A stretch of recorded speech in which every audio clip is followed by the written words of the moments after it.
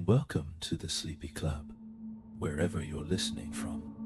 A dim bedroom, a softly lit dorm room, a quiet bus ride through the night, or simply the peaceful corner of your own mind. I hope you feel safe, unhurried, and gently held by this moment. Here, we learn while drifting towards sleep. Calm, thoughtful stories that carry knowledge like a soft tide, brushing against the edges of your awareness. Tonight, we're stepping into one of the most mysterious, enchanting corners of reality. A world where particles shimmer between states, where existence flickers like a candle in the dark, and where certainty melts into possibility. It's shaped by quantum physics. If you enjoy learning in this calm, dreamy space, don't forget to subscribe so you don't miss our next midnight journey. And if you'd like, share your thoughts in the comments. Take a slow, deep breath in and release it gently. Let the weight of the day slip from your shoulders. Close your eyes if you wish, and allow your mind to drift towards stillness.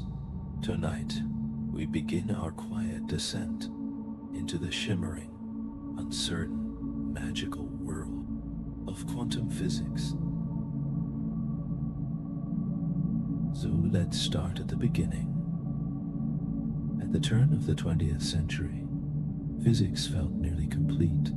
The universe seemed predictable and orderly, and almost polite. Motion made sense. Heat made sense. Light made sense, or so everyone thought. Scientists believed only a few dusty corners remained. Little leftover crumbs that simply needed sweeping up. One of those crumbs was something called black-body radiation. The way objects glow when heated, piece of metal turning red, then orange, then white, simple, familiar. Yet the mathematics stubbornly refused to cooperate. Classical physics predicted something impossible. An object should produce infinite energy at high frequencies. A disaster so absurd it was nicknamed the ultraviolet catastrophe. Something fundamental was missing, and into this quiet confusion stepped a gentle and methodical physicist named Max Planck. Planck was not a rule breaker. He believed deeply in classical physics, but he also believed in mathematics. When the equations spiraled into nonsense, he introduced a small, almost whispered idea. What if energy came in tiny, indivisible packets? Little steps instead of a smooth, continuous flow.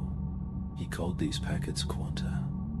And he also introduced a constant, a very small and unimaginably small number, that would later be known as Planck's constant. With this single change, the equation snapped into place. The ultraviolet catastrophe vanished. The world made sense again. Planck thought he had applied a clever mathematical band-aid. He did not yet know that he had just cracked open the door to an entirely new reality. A reality where energy comes in discrete packages, where certainty begins to wobble, where the universe behaves less like a machine and more like a shimmering web of probability. This moment, quiet and cautious and almost accidental, lit the first candle of quantum theory. Light had always been the well-behaved child of physics, a smooth electromagnetic wave that rippled through space. So when scientists discovered the photoelectric effect, the way light could knock electrons out of metal, they thought they understood it. Brighter light should give electrons more energy. Simple. But nature did not agree. Even the brightest light failed to eject electrons if its frequency was too low. Dim light with a high frequency worked instantly, and brightness did not matter. Color mattered, and this was deeply strange. Enter Albert Einstein. Truly, Klüwixi, Ritzenzusegen Asian, eine Albert Einstein. In 1905, he proposed something radical and almost rebellious. What if light was not just a wave? What if sometimes it behaved like a particle? A tiny packet of energy, a quantum of light, a photon. Each photon carried energy based only on its frequency. If the photon did not have enough strength, no number of photons, no matter how bright, could push an electron free. It was not about intensity. It was about permission written into the frequency itself. Einstein turned Planck's mathematical trick into a physical truth. Light became a dual creature, sometimes a wave, sometimes a particle, always mysterious. This work later earned Einstein the Nobel Prize. Not relativity, not E equals mc squared, but this simple beam of light knocking electrons loose. Now, imagine a quiet table, a flashlight, a thin sheet of cardboard with two narrow openings. Nothing extravagant, nothing high-tech, just a humble setup you could build on a sleepless night with a roll of tape and some curiosity. Yet this unassuming experiment holds one of the most astonishing secrets in all of physics, a secret that makes the universe feel less like a machine and more like a magician with infinite patience. This is the double-slit experiment. It looks simple, but it behaves like a riddle. If you send waves through two slits, water waves, or sound waves, or light waves, they spread out, they overlap, they interfere with each other. Where a crest meets a crest, the wave grows brighter. Where a crest meets a trough, they cancel into darkness. On a screen behind the slits, these interactions create a gentle ripple pattern. Bright, then dark, then bright, then dark. Like the evenly spaced bars of a sleeping city seen through rain, blurred glass. This is called an interference pattern, and it makes perfect sense for waves. Now, imagine tiny particles, little balls fired one after another at the same double-slit wall. Some go through the left slit, some go through the right slit. Two paths, two clusters of hits on the screen. No interference, just straightforward behavior. Exactly what we expect from things with clear and definite positions. That is the classical world. Simple, predictable, comfortable. When scientists shined light through the two slits, they naturally expected wave behavior. And they got it. Thick beams and thin beams, and bright beams. And in beams it did not matter. The interference pattern appeared every time. Light was behaving like a wave. Maxwell would have smiled. Then, a whisper of curiosity entered the room. What happens if we dim the beam? Dim it so much that only one photon travels at a time. One lonely particle. One gentle traveler crossing the slits completely alone. You would expect it to behave like a tiny bullet, to go through one slit or the other and make a simple dot on the screen. Yet after thousands of individual hits, one by one, patiently stacking the interference pattern, appeared again. A pattern that requires waves interfering with themselves. But there was only one photon, one single photon. As if it had somehow gone through both slits at the same time, as if it had explored all available paths, as if the universe whispered, "What if I did not choose?" Confused but determined scientists placed detectors at the slits, tiny delicate sensors designed not to disturb the photon, but only to watch it and to see which slit it truly passed through. The moment they looked, the universe changed its answer. The interference vanished. The photon behaved like a particle again. One slit, one path, one simple dot, as though the very act of observation forced reality to make up its mind. Turn off the detectors and the interference returns.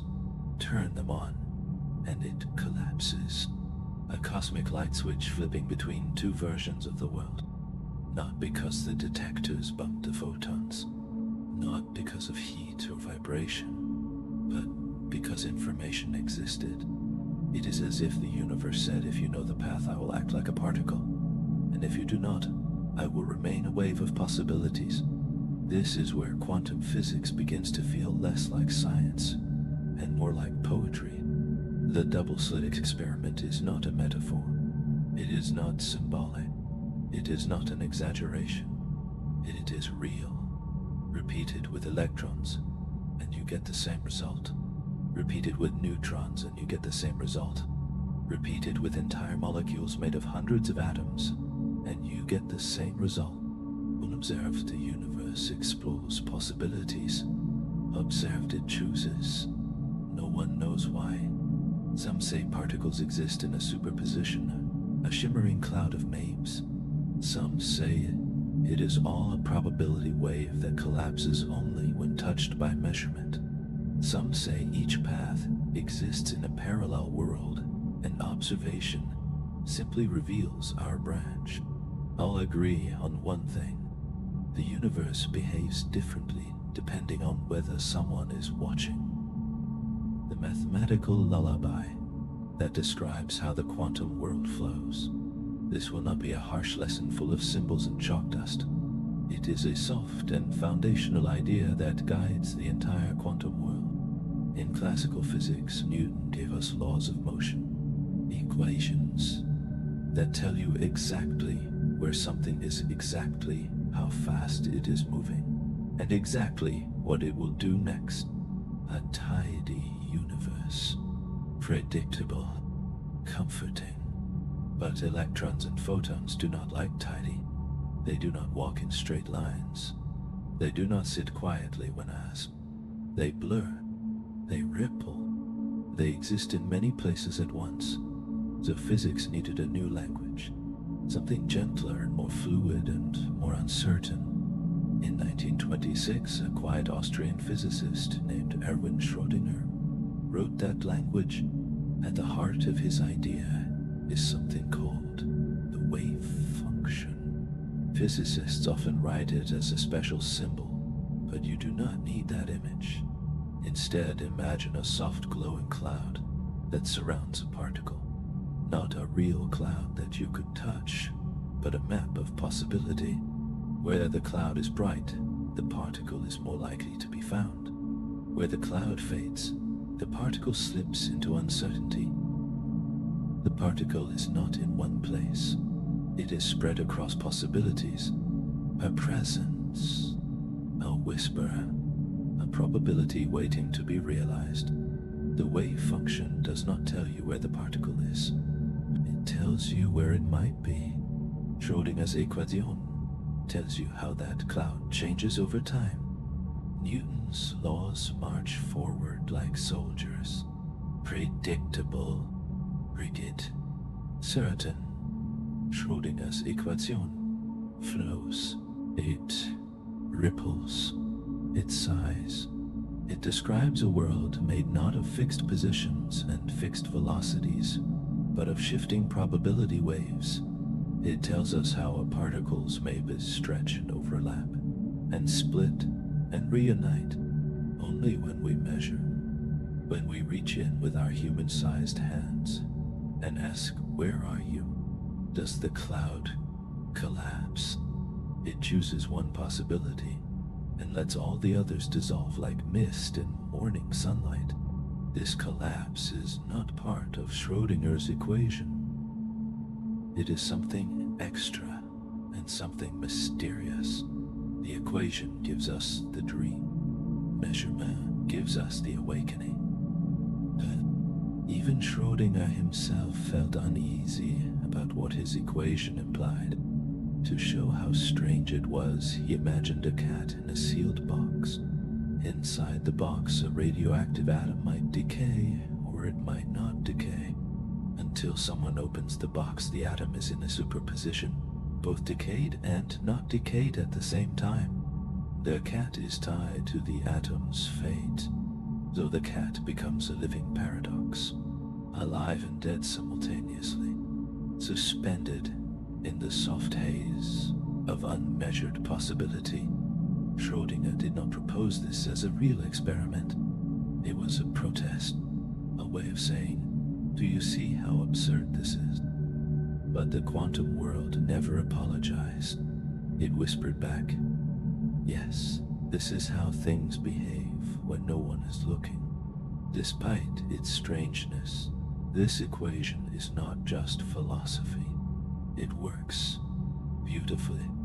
It explains the structure of atoms, the quiet shapes of electron clouds, the stability of matter itself. Electrons do not circle a nucleus like planets around a sun. They form soft standing wave patterns, not orbits but orbitals, delicate shapes of probability. This is why atoms do not collapse. This is why matter holds its shape. This is why chemistry exists. Schrödinger's equation is responsible for everything from the glow of neon lights to the reactions in your DNA. A single equation, a quiet pulse describing the ghostly architecture of existence. Even now, nearly a century later, scientists argue about what the wave function really is. Some say it is a description of reality. Some say it is a description of what we know. Some say it is a physical wave. Some say it is a mathematical dream. Some say it is something that truly exists. Some say it is a tool that we imagine. The equation itself does not answer. It simply works. Sometimes that is enough. Now we slide into one of the most iconic truths of quantum physics, Heisenberg's uncertainty principle, the rule that says the universe does not allow perfect knowledge, and that trying to see too clearly will always blur something else. In the everyday world, things feel solid and sure. A car can be tracked by radar. A train speed can be measured. A dropped pencil falls exactly as expected. You can know where something is and how fast it is moving at the same time. Certainty feels normal. But in the quantum world, certainty dissolves. Objects become waves. Waves become probabilities. The universe quietly refuses to let you pin down everything at once. Heisenberg discovered that certain pairs of properties are fundamentally linked. The most famous pair is position and momentum. The more precisely you know where a particle is, the less precisely you can know how fast it is moving. The more precisely you know its momentum, the less you can know its location. Not because your equipment is clumsy, not because you disturb the particle, not because you need a better microscope, but because the universe itself does not allow both facts to exist with perfect clarity at the same time. It is a built-in blur, a cosmic softness, a quiet rule woven into reality. Think of a wave on water.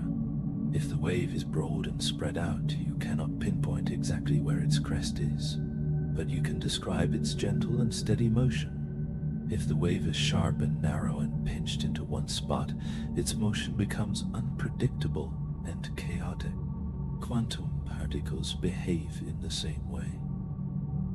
Try to trap an electron in a tiny space, and it begins to move wildly as if rebelling against confinement. Let it spread out softly, like a wave, and its momentum becomes calmer and more knowable. The universe insists on this trade-off. It is one of its quiet commandments. The uncertainty principle even comes with a small numerical scale involving Planck's constant, and a factor sometimes described with 4 pi. This quantity is tiny and almost unimaginably small. That is why in the world of baseballs and planets and chairs we never notice this quantum blur. But for electrons and atoms, and the particles that build everything you have ever touched, this uncertainty is everything. It shapes the structure of atoms. It keeps electrons from spiraling into nuclei. It holds chemistry together. It allows stars to burn. Uncertainty is not a flaw. It is the architecture of existence. If you try to hold fog between your fingers, the harder you squeeze, the more it slips away. In a strange and beautiful way, the quantum world behaves like this. Trying to know too much forces you to know less. The tighter you grip a particle's location, the more wildly its momentum dances. The more you focus on its speed, the more its position dissolves into haze. Knowledge has boundaries. They are not imposed only by human limits, but by nature itself. Despite how unsettling this sounds, uncertainty does not mean the universe is random or chaotic. It means the universe is soft and flexible and open to possibility. The smallest building blocks of reality move with a poetry that resists confinement. They refuse to be reduced to neat, tidy numbers. They insist on a kind of freedom. From that gentle uncertainty comes stability. Atoms do not collapse. Molecules do not implode. Matter does not shatter. The universe is built not on rigid perfection, but on shimmering constraints that quietly hold everything together. In a way, the uncertainty principle is more than physics. It is a reminder. It reminds us that the world is not fully knowable, that perfection in knowledge is neither possible nor necessary, that ambiguity in nature and in life and in ourselves is not a defect but a design. It is all right not to know everything at once. The universe does not either. Now we step into one of the most magical ideas in quantum mechanics: superposition, the ability of a particle to exist in many states at once, a quiet overlap of possibilities that only collapses when touched. In the world, you can touch things, behave politely. A coin is heads or tails. A light is on or off. A cup is full or empty. Clear, neat, decisive. In the quantum world, reality becomes a watercolor blend instead of a sharp-lined drawing. Particles do not pick a single option. They do not commit to one state. They drift. They overlap. They remain suspended in soft, shimmering possibility. This is superposition, the quiet ability of quantum objects to be in multiple states at the same time. Imagine flipping a coin. As it spins before it lands, you could poetically say it is both heads and tails. In classical reality, we know the coin is always one or the other, even if we do not see it. In quantum mechanics, that intuition dissolves. A quantum coin truly is both heads and tails simultaneously, until it is measured. It is not hiding a secret value. It is not switching rapidly between outcomes. It genuinely occupies a superposition of states, a soft blend of realities stacked on top of one another. Quantum objects do not travel a single path. They travel all allowed paths at once. They do not exist in one location. They exist in every allowed location with different weights. Their wave function spreads across the landscape like fog rolling over a field. Only when observed does the fog condense into a single definite shape. Superposition became famous through Schrodinger's thought experiment with a cat and a box and a radioactive atom. Inside the sealed box, the atom may decay, or it may not decay. Quantum mechanics says that before you observe it, the atom is in a superposition, both decayed and not decayed. So the cat becomes entangled with this quantum uncertainty. Before the box is opened, The cat exists in a haunting in-between state, alive and dead at the same time, both true and both unreal and both waiting. A creature woven from possibility. The point of this was not cruelty, it was clarity. Schrödinger wanted us to feel how strange superposition truly is when we try to extend it to everyday objects. Yet the quantum world simply shrugs and says, this is how things behave until you look. Superposition is not just a curiosity. It is a resource and a power and a quiet engine of possibility. Quantum computers are built on this principle. A classical bit is 0 or 1. A quantum bit, a qubit, is 0 and 1 at the same time. Add more qubits and the number of possible states grows exponentially. A handful of qubits can explore more possibilities than a classical computer with billions of bits. Superposition is why quantum computers may one day solve problems that seem impossibly complex today. They do this by letting the universe evaluate countless paths in parallel, and by gently guiding the final answer toward the right one. Not through brute force, not through sheer speed, but through pure quiet quantum elegance. Yet, superposition is delicate. The slightest disturbance, a stray photon, a vibration, a breath of warmth collapses it. This collapse is not dramatic, it is subtle. A whisper of interaction is enough to force the universe to choose a definite state. This fragility is why quantum computers must be kept near absolute zero. They must be isolated from noise. They rest in chambers as silent as outer space. Superposition is powerful, but only if the world leaves it alone. Physicists still debate what superposition truly represents. Some say it is a real physical overlap. Some say it is a mathematical representation of our knowledge. Some say it is the shadow of many parallel realities. Interpretations vary, but the behavior remains the same. Unobserved, the universe blooms with possibility.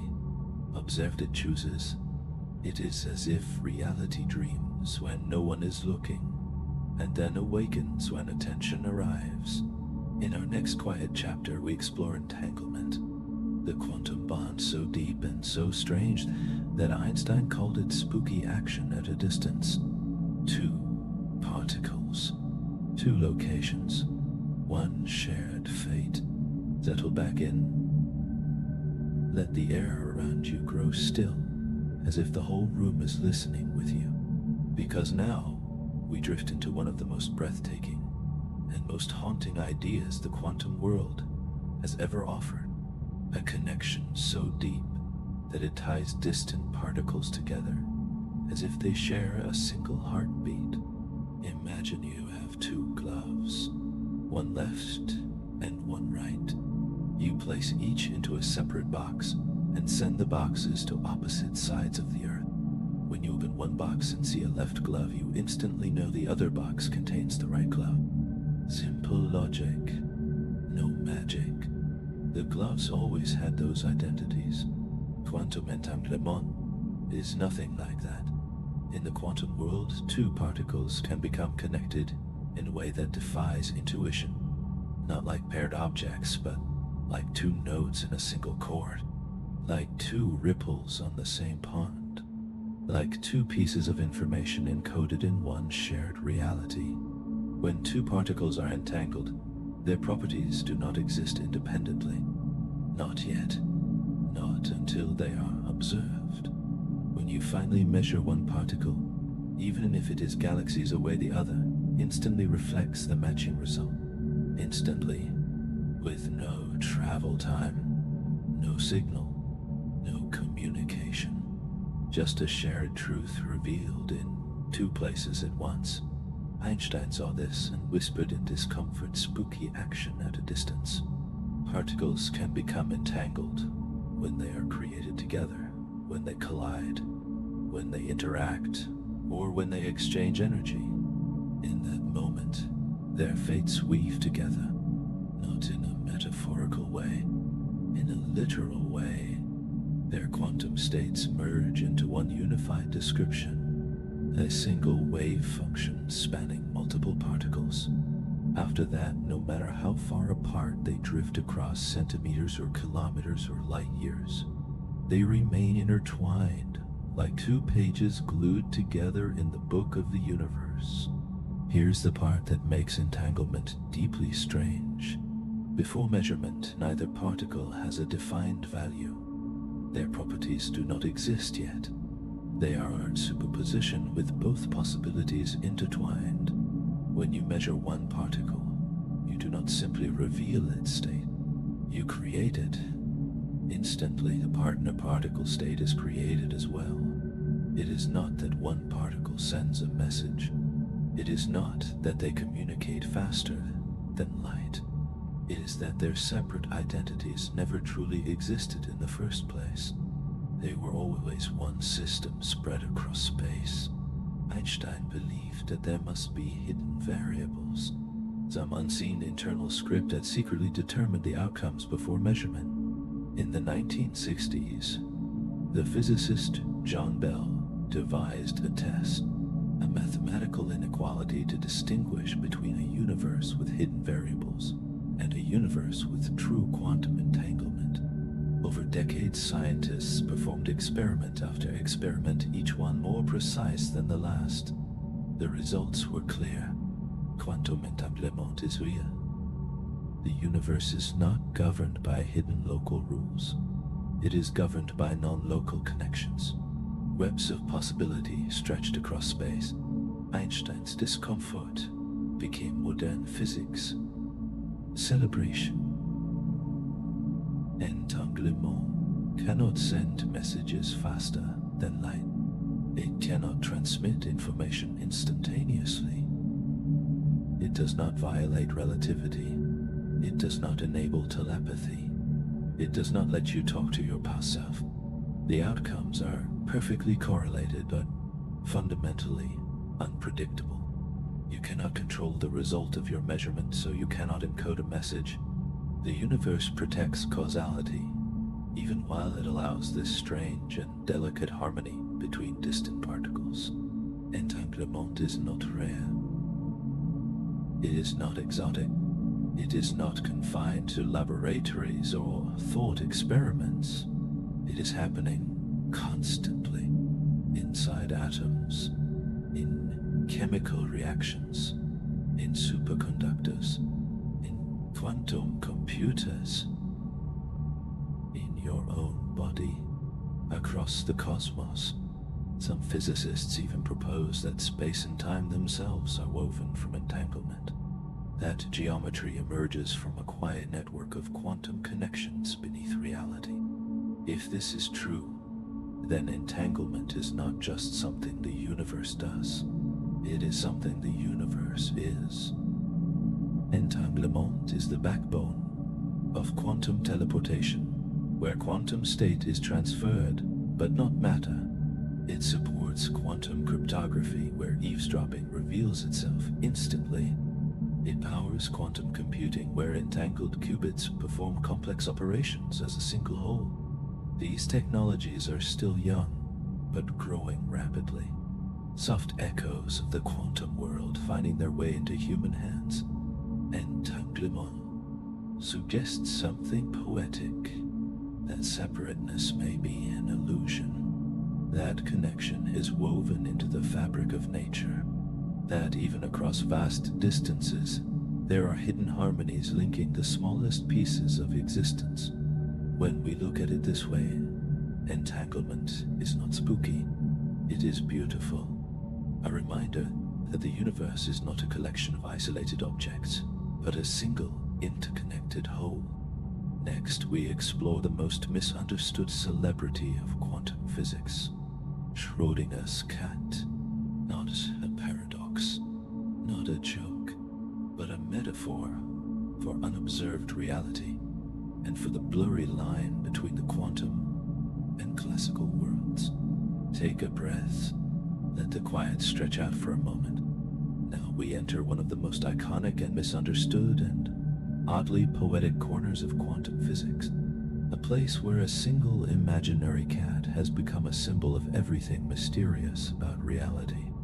There are few animals in science as famous as the imaginary cat that Erwin Schrödinger placed inside a theoretical box, a cat that is neither alive nor dead, or perhaps both in a way only the quantum world would allow. Before the cat became a joke, or a meme, or a simple metaphor, it was something else.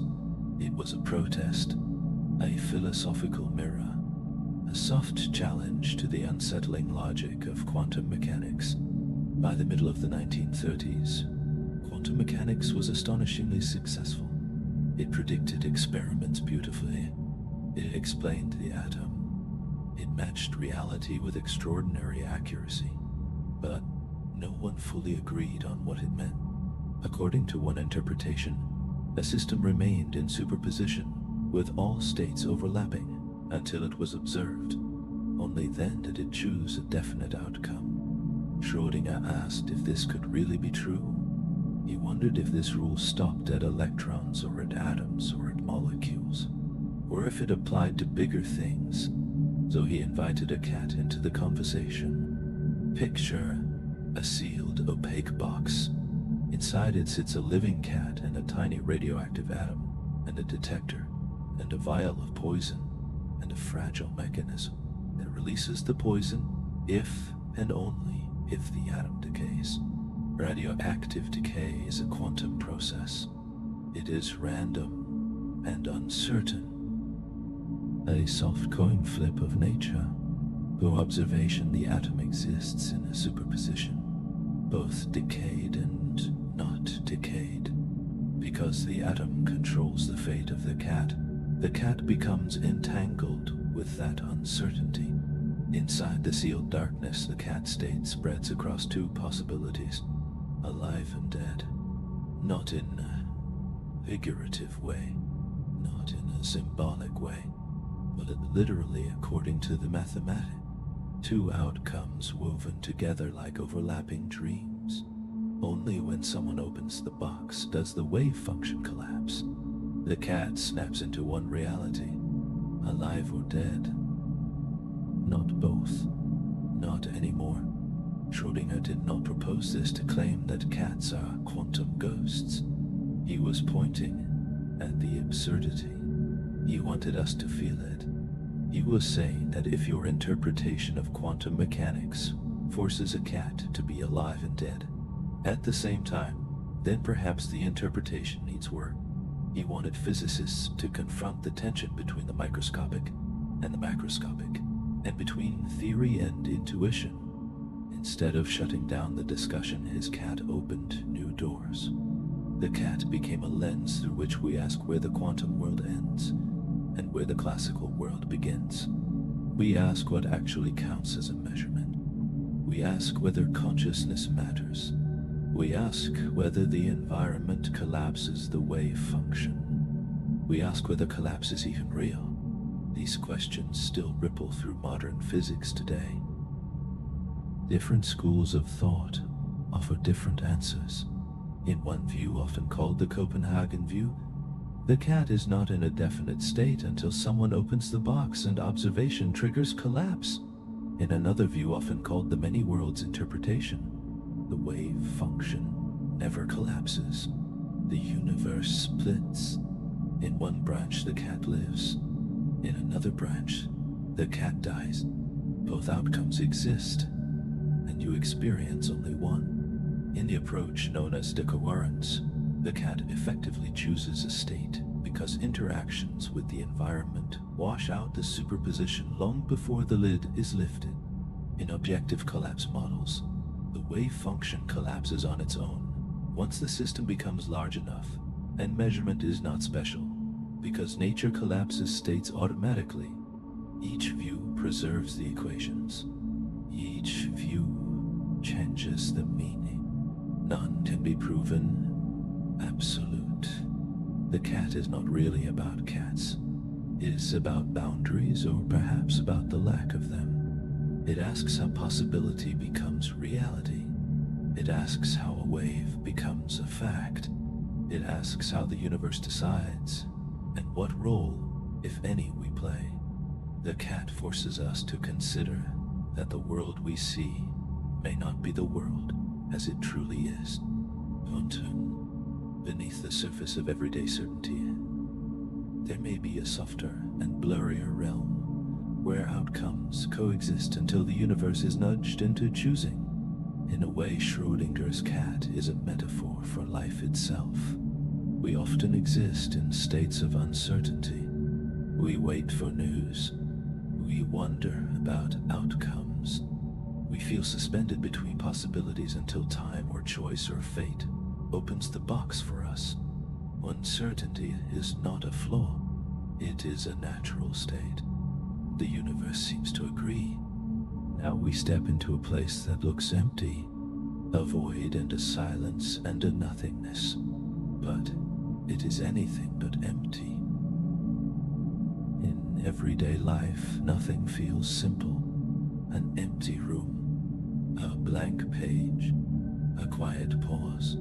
We imagine emptiness as the absence of all things, silent and still and void. In quantum physics, nothingness is one of the busiest and most restless places in existence. The quantum vacuum is not quiet at all. It hums with hidden activity and flickering possibilities and energy that never truly settles, even when every particle is removed and every field is set to its lowest state. The vacuum still seethes with tiny and momentary fluctuations. It is like a pond that appears still until you look closely and see its surface trembling with invisible ripples.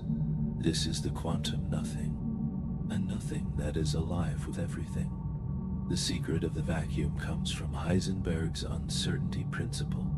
Just as you cannot pin down both a particle's position and momentum, you also cannot pin down a field's energy and the exact moment you observe it on. This means that even in empty space, the energy cannot stay at zero for too long. It wiggles, it fluctuates, it gives rise to fleeting particles called virtual particles that appear and borrow energy, and then vanish again before the universe notices. These particles are not imaginary. They have real effects. They shift energy levels. They alter forces. They leave fingerprints on the behavior of matter. The vacuum is not a void. It is a restless foundation beneath everything. One of the most elegant demonstrations that the vacuum is alive is called the Casimir effect. Imagine two thin metal plates placed extremely close together in empty space, just a few nanometers apart. Classical physics says that nothing should happen.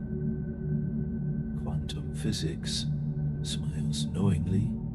Only certain wavelengths of vacuum fluctuations can exist between the plates, while outside the plates all wavelengths exist. This imbalance creates pressure, a gentle push that nudges the plates together. The vacuum squeezes them. This effect is real and measurable and beautifully strange. Empty space exerts a force. The universe whispers even when nothing is there. Quantum fluctuations do not appear only in laboratories. They influence the entire cosmos. In cosmology, the vacuum has its own energy density, a quiet pressure that may be driving the accelerated expansion of the universe. We call this mysterious force dark energy. We do not yet fully understand it. The idea that empty space holds energy may lie at the heart of why galaxies drift apart faster and faster. The vacuum is not passive. It shapes the evolution of everything. According to quantum field theory, if you sum up the energy of all these vacuum fluctuations, you get a number so enormous that it is often called the worst prediction in the history of science, a value about 120 orders of magnitude too large compared to what we observe. This mismatch is one of the biggest mysteries in modern physics, a gentle reminder that nature keeps secrets, Even from the most brilliant equations, virtual particles influence the forces between electrons and the stability of atoms and the magnetic properties of particles and the way light itself propagates. Even the mass of a proton is shaped by the quarks and gluons and vacuum fluctuations inside it. The vacuum is not a stage, is an actor, a restless sea. Under every piece of matter, nothingness, it turns out, is one of nature's most active creations. Sometimes in a quiet room you may feel a stillness that seems absolute. Beneath that stillness, beneath your chair, and beneath the floor, and beneath every atom of your body, the quantum vacuum is dancing, invisible and chaotic and elegant and relentless. It is a reminder that even in the emptiest moments of life and mind, there is hidden motion and hidden possibility and hidden potential. Nothing is never truly nothing. In the quantum world, everything begins as a blur. Particles do not sit in fixed positions. They drift in clouds of probability, soft and shimmering, maybes spread across space. Before you measure a particle, it is not here or there. It is not moving this fast or that slow. It exists in a delicate superposition, a collection of all possible outcomes stacked like faint transparent layers on top of each other. This description of possibility is called the wave function. It holds every potential future and every branching option and every path the particle might take. Then you look. In that moment, everything changes. The wave function collapses, not slowly and not gradually, but abruptly and spontaneously and decisively. A single outcome crystallizes. Other possibilities vanish. Reality chooses. Picture an electron hovering near an atom. Before you measure it, the electron does not orbit the nucleus like a tiny planet. It exists as a mist of probability, a soft cloud that quietly says here is where it might be, here is where it might not be, here is where its energy could lie, here are the paths it might take, a dream-like uncertainty. But when you ask the universe, when are you little electron? The wave dissolves. The electron appears in one specific place, not because you disturbed it, but because asking the question requires an answer. The act of measurement forces the universe to commit. Wave function collapse is one of the deepest puzzles in physics. We know that it happens. We can measure it. We can predict the probabilities. We can build technologies based on it. But we do not know why it happens. We do not know what causes it. We do not know whether collapse is something real, or only a change in our knowledge. Several interpretations try to explain it. In the Copenhagen interpretation, the wave function is not real. It is a tool for organizing knowledge. Collapse happens when we acquire information. In this view, before measurement, questions like, where is the particle, have no meaning. In the many worlds interpretation, there is no collapse. The wave function evolves smoothly forever. All possible outcomes occur. Each outcome lives in a separate branch of the universe. When you measure a particle spin, you do not destroy possibilities. You split into branches and experience just one. In objective collapse, models collapse is a real physical process. Wave functions collapse spontaneously when systems become too large or too complex. No observer is needed. Nature itself decides when to choose. In cubism and other information-based views, collapse is not a change in the particle. It is a change in you. A personal update to your information about the system. Reality does not collapse. your knowledge does. Another piece of the puzzle is decoherence. Decoherence explains why superpositions disappear when systems interact with the environment. The universe is never truly isolated.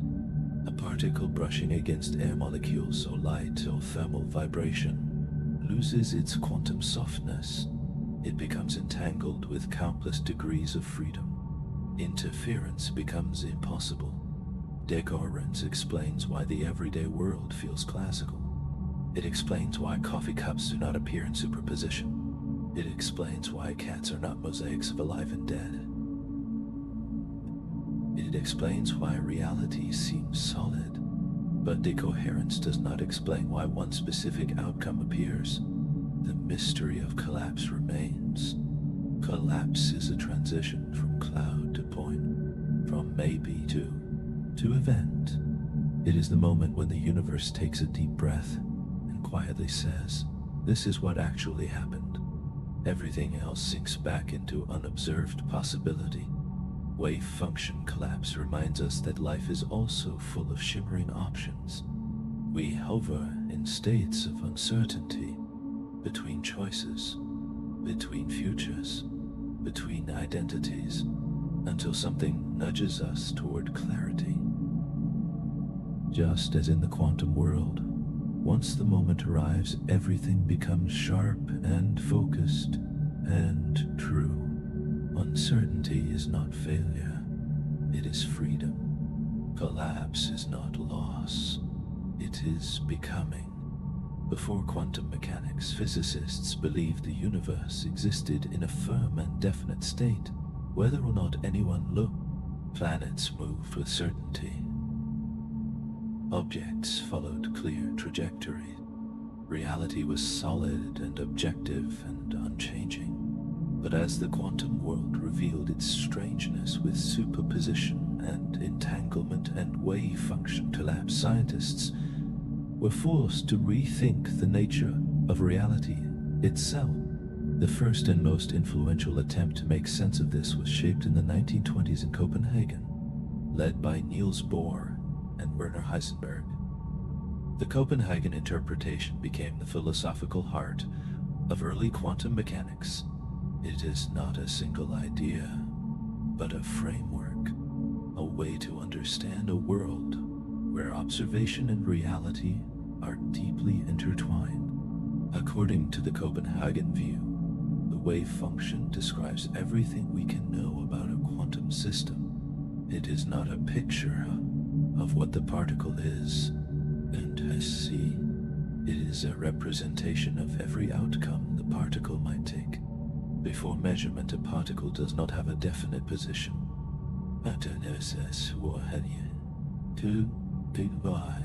Definite position.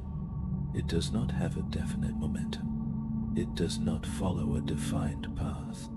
It does not occupy a precise state. Instead, it rests in a superposition of possibilities, a soft cloud of potential realities waiting for a question to bring one into focus. The world becomes definite only when it is observed. In the Copenhagen interpretation, measurement is not just gathering information. It is a physical process that changes the system. Before measurement, we have a spread of probabilities. After measurement, we have a single outcome. Bohr believed the quantum world does not deal in certainties until it is forced to measure and collapses the wave function. It converts potential into actuality. It is the bridge between quantum ambiguity and classical clarity. Observation is not passive. Observation is creative. Bohr introduced a profound idea called complementarity. Certain properties of a system cannot be observed or even defined at the same time. Particle can behave like a wave, or it can behave like a particle. It can never fully show both aspects at once. Which face you see depends on the experiment you choose. The universe does not reveal all of its aspects at the same time. It reveals only the one your interaction demands.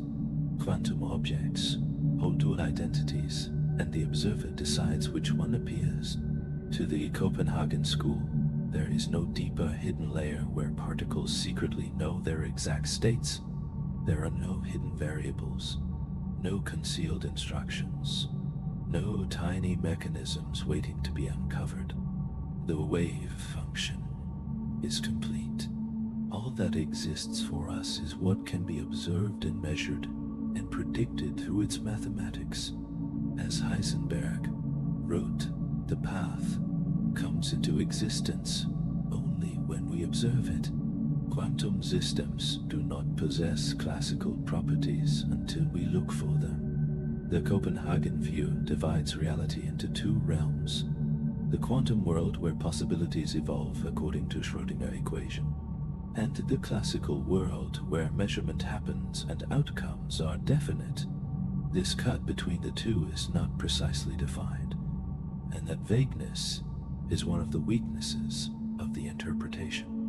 Bohr believed that classical concepts are still essential, because without them we cannot describe experiments or communicate results. In this view, classical reality emerges from quantum possibility, but cannot be completely dissolved into it. The Copenhagen interpretation is intentionally modest. It does not claim to describe the ultimate truth of the universe. It offers a practical guideline. Use the wave function to calculate probabilities. Use measurement to obtain outcomes. Do not ask what the particle really is when you are not observing it. Bohr called this a renunciation of the ideal of classical realism, not a defeat, but an invitation to embrace a more subtle universe. Einstein famously disliked the Copenhagen view and said that God does not play dice. Bohr replied that we should not tell God what to do. Their debate lasted for decades, a respectful and brilliant conversation between two giants who saw the same equations through different lenses. Even now, a century later, the Copenhagen interpretation remains influential. It is not perfect, but it is powerful and consistent and deeply intuitive. Once you accept that reality, at its smallest scales, is not fully committed until it must be. The Copenhagen view teaches us that the world is not built from rigid certainties. It teaches that possibility is fundamental, that observation is partnership, that reality is not a fixed sculpture, but a living story co-written by nature, and the observer, a quiet and collaborative universe. In 1957, a young physicist named Hugh Everett looked at the puzzles of quantum collapse and asked a daring question. What if the wave function never collapses at all? What if superpositions never shrink into single outcomes? What if every possibility described by the wave function actually happens not only mathematically, but physically, not as a metaphor, and not as a symbol, but literally? Everett proposed that instead of collapsing, the universe splits whenever a quantum event occurs. It branches into multiple realities, a grand cosmic tree that grows new limbs every moment. Imagine measuring the spin of an electron. Quantum mechanics says the electron is in a superposition of spin up and spin down. In the Copenhagen view, measurement collapses this cloud of possibility into a single answer. In the many worlds interpretation, nothing collapses. In one branch of reality, the electron spin is up. In another branch, the electron spin is down. Both branches are real. Both exist. Both move forward as independent universes. You, the observer, split as well. There is a version of you that sees up. There is a version of you that sees down. Neither version is more real than the other. The two simply diverge quietly and endlessly. In many worlds, the wave function describes one unified universe. that contains all possible outcomes of all quantum events. It evolves smoothly according to Schrödinger equation. There is no collapse. There is no fundamental randomness. There is no special role for observation. There is only the pure and consistent evolution of an immense branching structure of realities. The universe becomes not a single story, but a library of stories. Every chapter written, every ending realized. In a sense, every decision and every measurement and every quantum fluctuation creates new branches. Some differences are tiny, such as an atom decaying here instead of there. Some differences are enormous, such as a coin landing heads in one world and tails in another. Other differences may become life-changing, such as a job you took, or a path you did not take, or a missed connection. Every possibility that quantum physics allows is realized somewhere in the expanding tapestry of worlds. You do not move between them. You do not choose consciously. Each branch contains a version of you that is consistent with its history. This is not a multiverse of fantasy. It is a direct consequence of a wave function that refuses to collapse. In many worlds, if all outcomes occur, what does it mean to say that something actually happened? Within your branch, your version of history, events unfold normally. There is causality and memory and a coherent storyline. You experience one thread out of the infinite. From the perspective of the universal wave function, however, nothing special happens during measurement. There is only branching, quiet, constant branching. The universe is not choosing, it is diversifying. In the Copenhagen interpretation, probabilities describe which outcome will occur when the wave function collapses. In many worlds, all outcomes occur, so probability becomes something else. It is tied to the weight of each branch, to the squared amplitude of each part of the wave function. Branches with larger amplitude are more weighty. They are more typical and more frequently experienced. You do not choose your branch. You find yourself in one with a likelihood given by its weight. This reproduces all the predictions of quantum theory without using collapse. Many worlds is admired because it removes collapse entirely. It keeps the mathematics clean. It eliminates fundamental randomness. It treats observers like any other physical system. It gives a unified and elegant picture. It is unsettling because it implies vast numbers of unobservable universes. It challenges our sense of identity. It stretches reality to unimaginable scale. It denies that there is a single unique you. It feels like science fiction, and yet it arises naturally from the equations. Whether many worlds is true or not, it offers a poetic perspective. Reality may not be a single path, but a branching river with countless streams. Our choices may coexist with the choices we did not make. The universe may be far larger and richer and more layered than our senses suggest. Within the branch you inhabit, however, your life is still unique and precious. One thread among infinite threads, and still yours. In the early 20th century, quantum mechanics began to reshape physics in brilliant and unsettling ways. Particles no longer had definite positions. Trajectories dissolved into probability. Measurements seemed to change reality itself. Not everyone was satisfied with this picture. Among the critics was David Bohm, a thoughtful and philosophical physicist who believed the quantum world was richer than mainstream interpretations allowed. Bohm asked whether particles might always have definite positions and definite paths, even if we cannot see them directly. He asked whether the wave function might not collapse at all, but instead quietly guide the motion of every particle beneath the surface.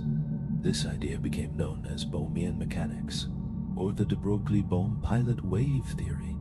In Bohmian mechanics, particles are real and solid and definite. They always have a precise position. They always have a precise momentum. They always follow some path. They do not disappear into mathematical clouds. They do not hover in superpositions. They do not wait for observation in order to exist. They move smoothly through time and space. Their paths are not classical. Their motion is shaped and steered by something deeper. The pilot wave is the wave function itself. In this interpretation, the wave function is real. It fills all of space. It never collapses. It evolves according to Schrödinger equation. It guides particles the way an ocean wave guides a boat. The particle follows a trajectory, but the wave tells it which paths are possible and which are likely and where interference will occur. The wave knows the whole experiment, both slits and every barrier, and every possibility. It shapes the path of the particle accordingly. This is why, in the double-slit experiment, the particle always goes through one slit. The pilot wave goes through both slits. The particle forms an interference pattern. Because it is guided by the structure of the wave, there is no collapse. There is no randomness in the wave function. There are only particles quietly obeying a hidden quantum choreography. Bohmian mechanics restores determinism, a comforting idea for many physicists. If you knew the exact initial positions of all particles and the exact form of the pilot wave, you could predict the future with perfect precision. But there is a catch. Those initial conditions are forever hidden from us. We can never measure them without disturbing them, and so the appearance of randomness remains. Quantum probabilities emerge not because the universe is random, but because our knowledge is incomplete. The world becomes predictable in principle, but not in practice. A cosmic secret, softly locked away. Bohmian mechanics makes one bold admission. To produce the correct quantum predictions, the pilot wave must be non-local. This means what happens to one particle can instantly influence another, no matter how far away. Not by sending signals, not by breaking relativity, but because the pilot wave is a single unified structure spanning all of space. Entangled particles share the same wave, so their coordinated behavior is not mysterious. It is built into the underlying structure. Einstein caught entanglement spooky action at a distance. Bohm said gently, "No spookiness, just deeper order." In this interpretation, the wave function never collapses. Measurement does not change nature. Observers are just physical systems like anything else, and uncertainty comes only from not knowing the hidden state. The world is smooth, continuous, clear beneath the surface. Quantum mechanics becomes a theory about how particles move under the influence of a subtle invisible wave. It offers clear particle trajectories. It offers a real wave function. It offers no measurement paradox. It needs no wave function collapse. It describes a deterministic universe. It gives intuitive explanations for the double-slit experiment. It gives a unified ontology, particles plus guiding wave. It is poetic in its own way, a universe with a hidden harmony, a deeper order beneath visible chaos. Even though Bohmian mechanics matches all quantum predictions, many physicists hesitate to adopt it because its non-locality feels troubling. Hidden variables complicate the theory. It does not naturally extend to relativity. It adds structure quantum mechanics does not need, and the pilot wave is difficult to observe directly. It is elegant but heavy, clear but strange. Still, it remains one of the most compelling and philosophically rich interpretations ever proposed. Bohm believed that reality is not fundamentally random but subtly ordered, that the universe contains hidden layers not to taunt us, but to invite curiosity. He wrote, "The universe is not a collection of separate parts. It is an undivided whole." In this view, every particle is connected through the pilot wave. Every motion is part of a larger dance. Every event is woven into a single continuous fabric. A comforting thought that beneath uncertainty lies coherence. Beneath complexity lies unity. In everyday experience, the world is full of things, objects, particles, little dots we imagine moving through space, interacting, colliding, arranging themselves into the material world we know. But the deeper physics dug into the heart of matter, the less adequate this picture became. The electron was not a tiny ball.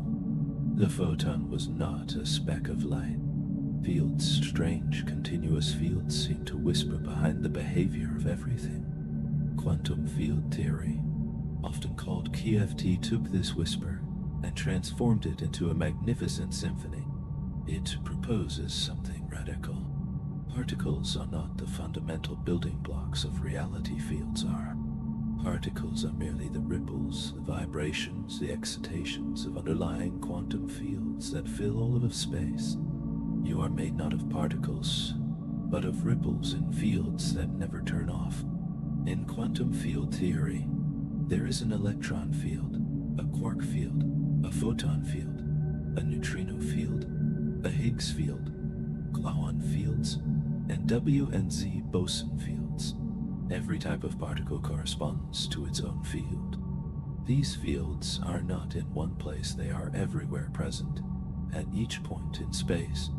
Even in a perfect vacuum, the fields persist quiet, restless, never entirely still.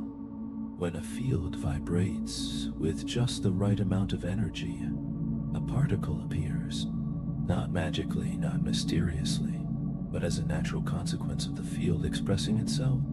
Particles are simply notes played on the cosmic instrument of fields. We often imagine electrons as tiny charged beads orbiting a nucleus, but in QFT that picture melts away. An electron is a localized excitation of the electron field, a wave packet, a ripple moving through an ocean that extends infinitely. It is not separate from the vacuum. It is the vacuum momentarily disturbed.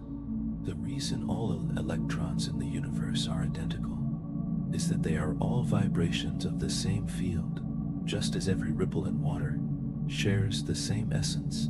Light is not made of little pellets. It is not a stream of particles shot from a cosmic gun. A photon is a vibration in the electromagnetic field, a soft flutter propagating through space. When you turn on a lamp, you create disturbances in this field, ripples that travel outward at the speed of light. Nothing is thrown, nothing is launched. The field simply flexes and the ripple carries energy from one place to another. Light is the movement of a universal fabric. In classical physics, forces push and pull like hands or magnets or springs. In QFT, forces arise when fields interact. For example, electromagnetism emerges from interactions with the photon field. The strong nuclear force arises from gluon fields. The weak force comes from the W and Z boson fields. Mass itself comes from interaction with the Higgs field. Fields talk to each other. Particles are their language. Even in complete darkness, even in empty space, even when all particles vanish, the quantum fields remain. They have the lowest energy state known as the vacuum state, but it is not zero. It cannot be zero. The fields fluctuate. They quiver. They generate virtual particles that appear and fade in the blink of an instant. This restless fabric is what gives the vacuum its subtle, eerie power. It shapes atomic structure, particle masses, the strength of forces, the evolution of the universe, and the expansion of space itself. The vacuum is not nothing. It is the stage, the canvas, the foundation of everything that exists. In KFT's particles can be created and destroyed. This is not alarming. It is natural. The fields permitted. Energy converts into excitations. Excitations convert back into energy.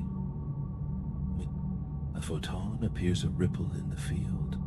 It disappears, the ripple fades. Matter and energy are simply different modes of the same underlying field. The universe is not made of permanent objects, but of continuous processes. A dance, a vibration, a song. One of the subtle triumphs of QFD is renormalization, a mathematical technique that removes infinities and produces precise predictions that match experiments to astonishing accuracy. Quantum electrodynamics QD, a part of QFT, is the most accurate theory in the history of science. It predicts the magnetic moment of the electron to an accuracy of 1 part in a trillion. This precision is not a coincidence. It is the signature of a theory deeply aligned with reality's true architecture. Quantum field theory is the basis for the standard model of particle physics. 17 fundamental particles, 3 families of matter, 4 fundamental forces, except gravity, and the Higgs mechanism. It is a towering achievement, a map of the quantum world, so successful that nearly every particle prediction it has made has been confirmed. Experimental. The universe, it seems, is composed not of objects, but of fields vibrating. A vast, elegant orchestra playing the cosmic symphony of existence. Quantum field theory whispers something profound, that the world is not made of things but of happenings, not objects but events, not particles but vibrations of invisible fields that weave through every corner of space and time. In this view, you are a complex arrangement of field excitations, patterns, waves, harmonies that briefly take form before dissolving back into the universal fabric. It is a humbling, beautiful vision. You are not separate from the universe. You are made of the universe. Imagine walking through a perfectly empty room. No air, no dust, no light, just pure still nothingness. Now, imagine trying to run through a room filled with soft, invisible honey, a substance that clings to you, slows you down, gives you resistance. In the quantum world, that honey is the Higgs field. It fills every corner of the universe. It cannot be turned off. It cannot be escaped. It is as fundamental as space and time themselves. And by interacting with this field, certain particles acquire a property we call mass. Not from within, not from their intrinsic structure, but from the way they move through the Higgs field's subtle, ever-present resistance. The universe is not heavy. The universe feels heavy because it is immersed in this invisible medium. Unlike other fields like the electromagnetic field, which can be zero in some places, the Higgs field has a non-zero value everywhere, even in perfect vacuum, even in total darkness, even between galaxies. This constant value is what sets it apart. It means particles moving through space can never avoid its influence. They are always immersed, always interacting, always shaped by this quiet omnipresence.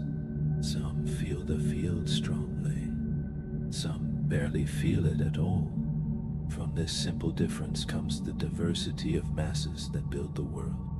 In quantum field theory, the Higgs field interacts differently with different particles. Top quarks interact strongly and become heavy. Electrons interact weakly and become light. Neutrinos barely interact at all and remain almost massless. Photons do not interact and remain completely massless. The Higgs field does not give mass the way a hand gives you an object. Instead, it slows particles down as they move through space. The stronger the interaction, the more the particle resists acceleration, the very definition of mass.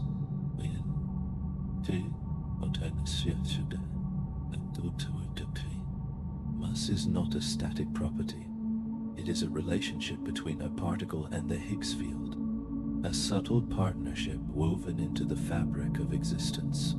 In 2012, the Large Hadron Collider discovered a new particle, the Higgs boson. It is not the Higgs field itself, but a ripple within it, a vibration that reveals the field's presence.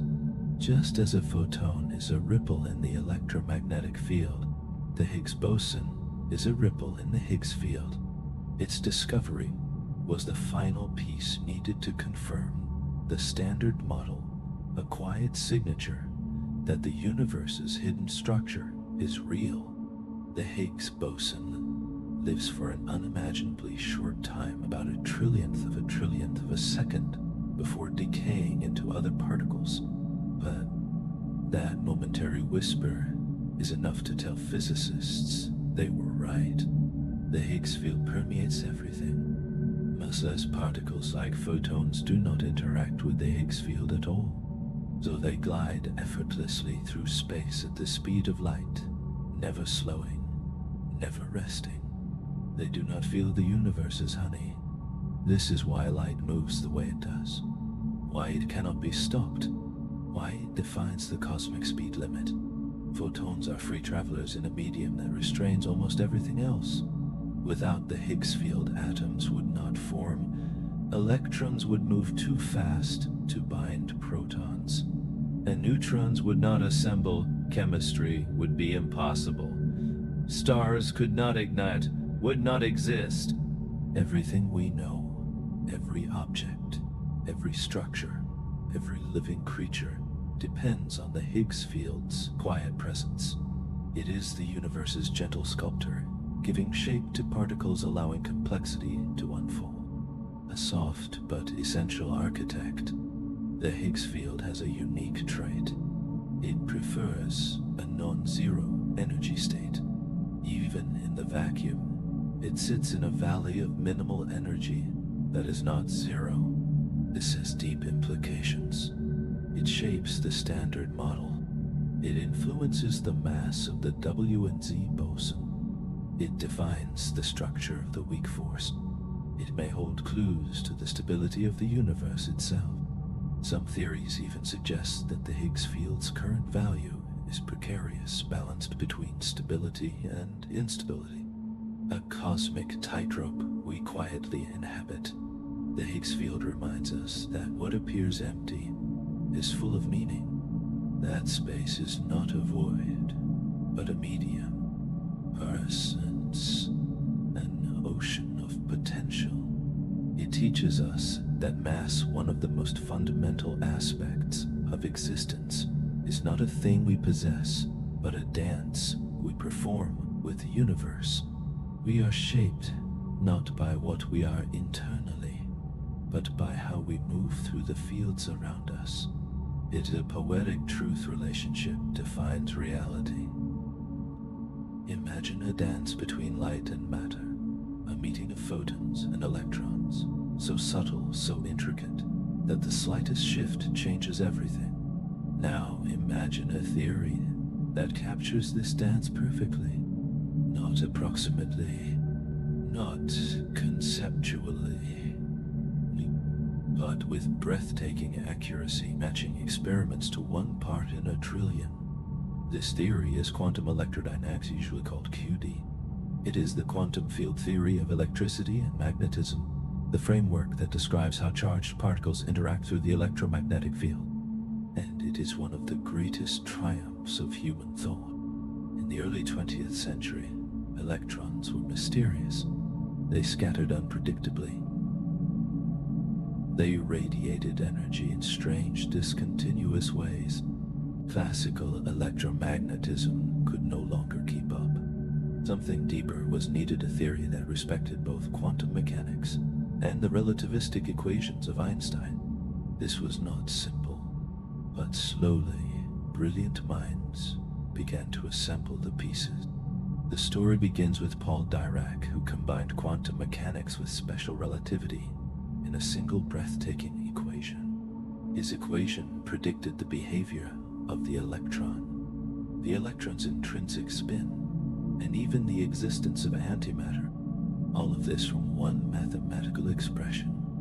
Dirac's work was a hint, a whisper, that a deeper unified theory was waiting to be discovered. When physicists first tried to describe interactions between electrons and photons, their calculations produced horrifying infinities, not small divergences, not manageable errors, but infinite energies and infinite probabilities that made no physical sense. The universe clearly behaved well, but the mathematics did not. It was like a beautiful instrument that played perfect music, but produced endless noise on paper. For a time, it seemed hopeless. A heroic set of physicists, Richard Feynman, Julian Schwinger, and Shinichiro Tomonaga, found a solution. They discovered that the infinities could be isolated and absorbed into a small set of physical constants: the electric charge, the electron's mass, unter omitted. Once these infinities were handled correctly, all remaining predictions matched experiments with stunning precision. This process is called renormalization, a mathematical cleansing that transforms chaos into clarity. It was so powerful and so beautiful that it earned the 1965 Nobel Prize. Richard Feynman introduced a new language for QD diagrams, simple, elegant drawings that represent the behavior of particles and fields. Lines represent particles, wavy lines represent photons, junctions represent interactions. These diagrams look playful, almost like doodles in a notebook, but they encode equations of astonishing power. They allow physicists to calculate scattering, amplitudes, interaction, probabilities, energy shifts, emission and absorption processes, and countless other quantum effects. Feynman diagrams are the hieroglyphs of the quantum world, a complete visual grammar of light and matter. One of the greatest triumphs of QD is its prediction of the electron's magnetic moment. The theory predicts a tiny correction, a faint shift in how the electron behaves in a magnetic field. The prediction is a specific number. Experiments measure almost the same number.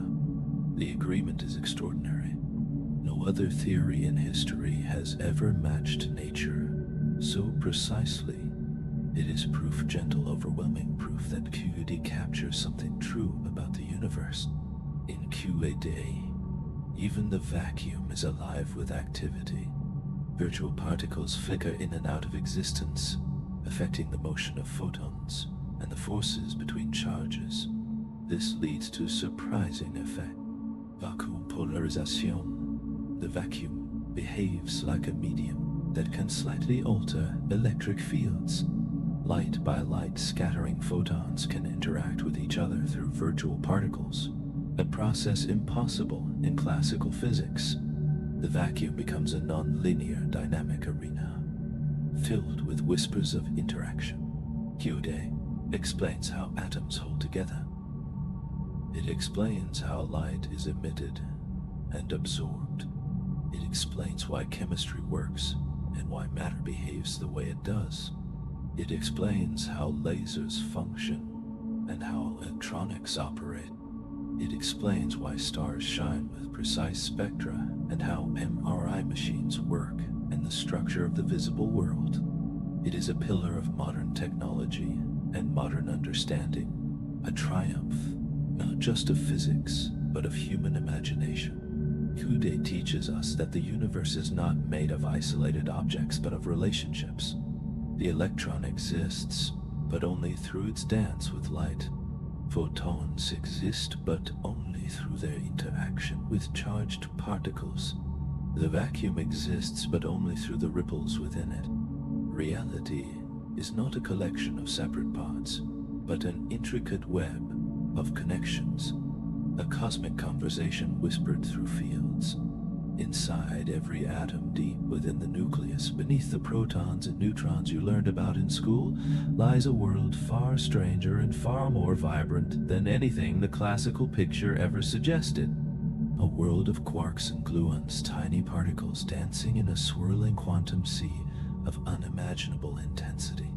The theory that describes this dance is called quantum chromodynamics, or QCD. It is the quantum field theory of the strong nuclear force, the force that binds quarks together to form protons, neutrons, and the entire visible universe. QCD is breathtaking. It is brutal. It is elegant. A masterpiece of mathematics and a storm of energy hidden beneath the calm surfaces of matter.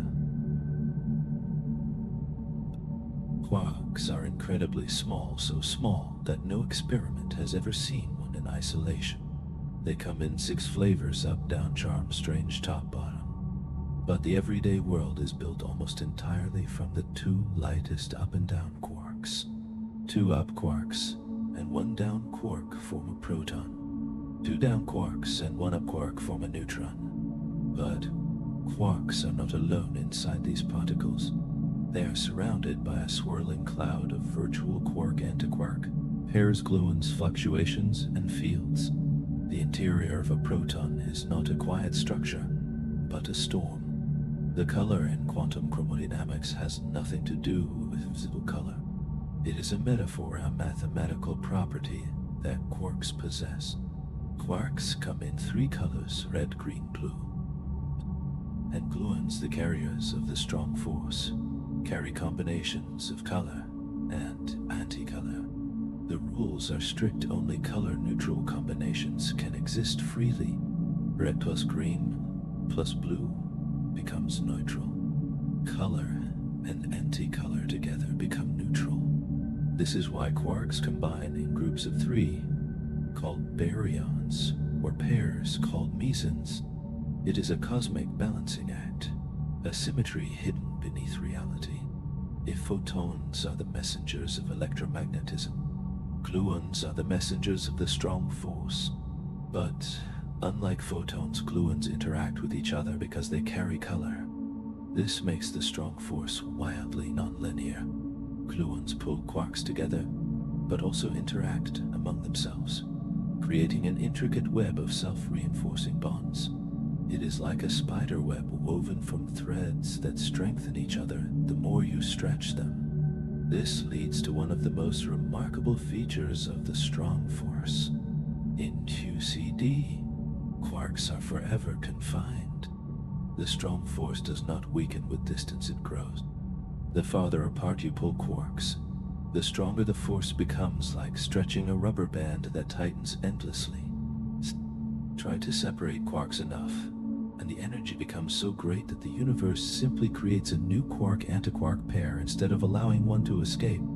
This is why quarks are never found alone. They are imprisoned inside hadrons, bound forever by the unbreakable tendrils of the strong force, a storm with no exit. Paradoxically, while quarks cannot be separated, they move almost freely when very close together. This phenomenon is called asymptotic freedom, and at extremely small distances inside the core of a proton, the strong force weakens. Quarks glide nearly unbound, as if the intense force temporarily dissolves. But as soon as they drift apart, the force flares back to full strength. QCD is a story of extremes, impossibly strong, yet delicately subtle, confining, yet free and chaotic, yet lawful. A universe within a universe. The proton is not a quiet object with 3 quarks sitting neatly inside. It is a swirling, turbulent ocean. Quarks and antiquarks are constantly created and annihilated. nuance flash into existence. Color fields twist. Momentum is shared among many. Most of the proton's mass does not come from quarks themselves, but from the kinetic energy of this internal storm. In other words, the mass of the visible universe comes not from particles but from motion, from energy trapped in a relentless dance. Einstein's Equation, A equals mc squared, lives here. Moments after the Big Bang, the universe was too hot for quarks to form hadrons. Instead, it existed as a quark-gluon plasma, a liquid of extraordinary density where quarks and gluons moved freely. As space expanded and cooled, confinement took hold. Quarks crystallized into hadrons. Protons and neutrons formed. Atoms emerged. Stars ignited. QCD shaped the birth of structure. The quiet, predictable universe we see was sculpted by the chaos of the strong force. Quantum chromodynamics whispers a profound truth. Beneath the surface of ordinary matter lies a realm of unimaginable energy. The things that feel solid, your hand, a stone, a mountain, are built from storms, held together by invisible color forces. Order from chaos, stability from fury, beauty from violence, structure from pure energy. You and every star that burns and every atom that exists are shaped by a force both fierce and delicate, a reminder that even the calmest realities contain depths we rarely see.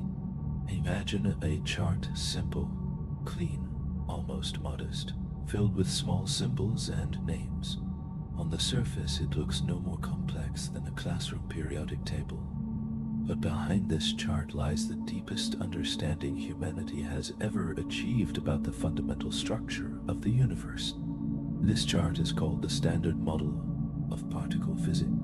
It is not just a diagram. It is a triumph, a cathedral of mathematics, a map of all the elementary particles and the rules that govern them. Everything you see, every atom, every star, every sound, every moment of your life is built from the pieces and interactions described by this model.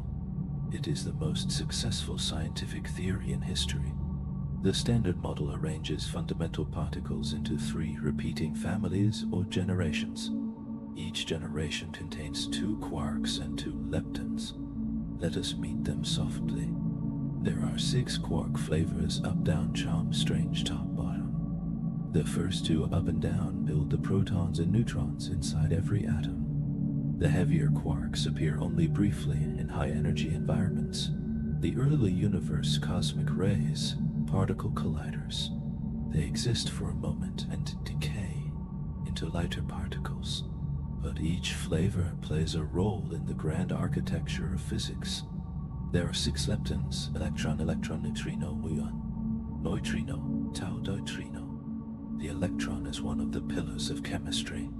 It forms atoms. It carries electricity. It shapes the world. Neutrinos, by contrast, barely interact with matter. Trillions pass through your body each second without you noticing. The muon and tau are heavier cousins of the electron, fleeting particles that appear only in extreme conditions.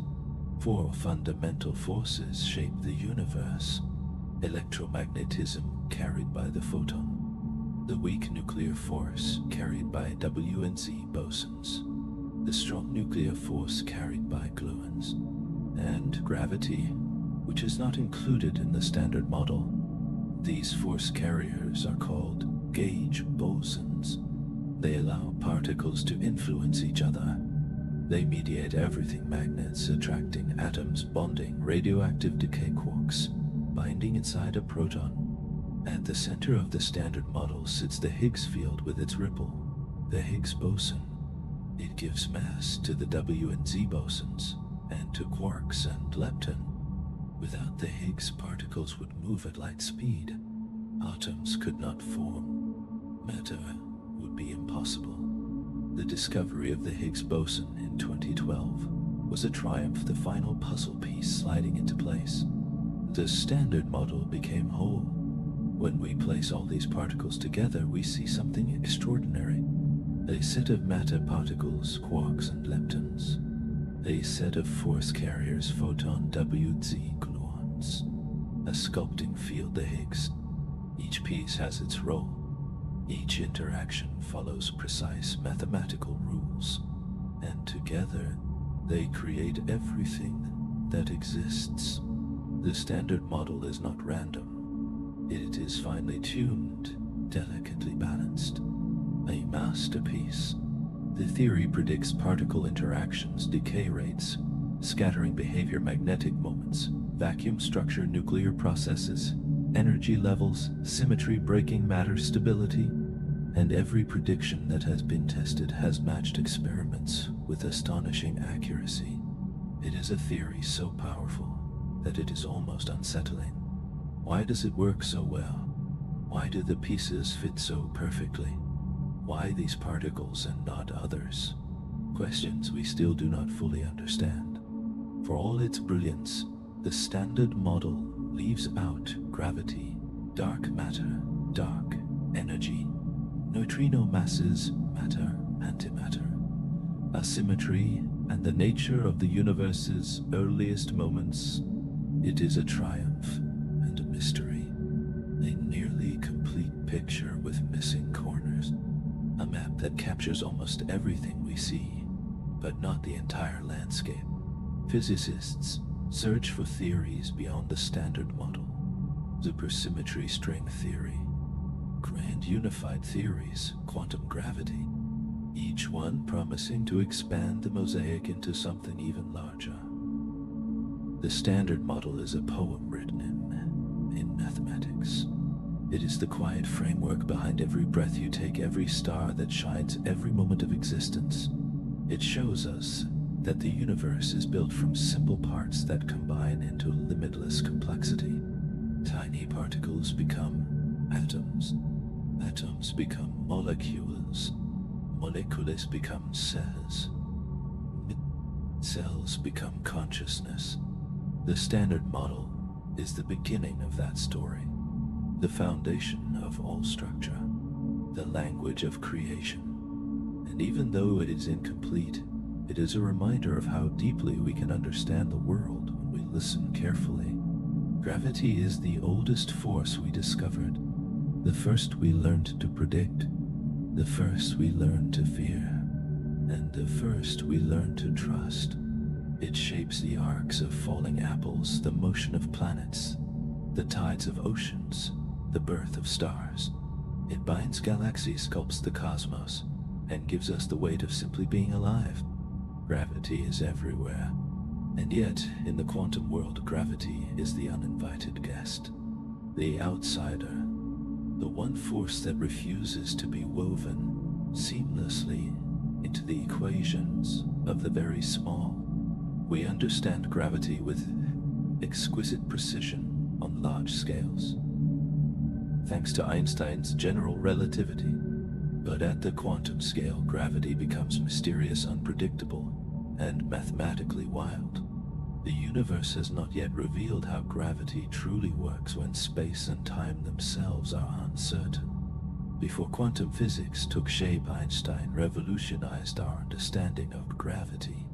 He said gravity is not a force. It is the curvature of space-time. Mass bends space-time. Objects simply follow the curves. A planet orbits a star, not because something pulls it, but because space-time is warped into a swirling valley that the planet naturally rolls through. This idea is beautiful, geometric, smooth, continuous. General relativity is a poem written in the language of curvature. But quantum mechanics does not speak this language. Its world is not smooth. It is granular, fluctuating, uncertain, alive with jittering probabilities. The two theories are like two masterpieces painted in different styles, unable to merge onto the same canvas. To merge gravity with quantum mechanics Physicists try to treat gravity like any other force mediated by a particle. This hypothetical particle is called the graviton. But when they attempt to construct a quantum theory of gravity, the equations explode. Infinities appear that cannot be renormalized. The mathematics becomes unstable. The framework collapses. Gravity resists quantization because space-time itself becomes uncertain. Curvature fluctuates. Geometry cannot stay smooth. Distance and time lose their meaning in tiny scales. General relativity assumes a smooth fabric. Quantum mechanics insists that smoothness is an illusion. To unify them, we must change our understanding of one or both. There is a scale where quantum effects of gravity should become impossible to ignore. It is unimaginably small. At this scale, space-time may foam. Geometry may fluctuate. Particles may blur into pure energy.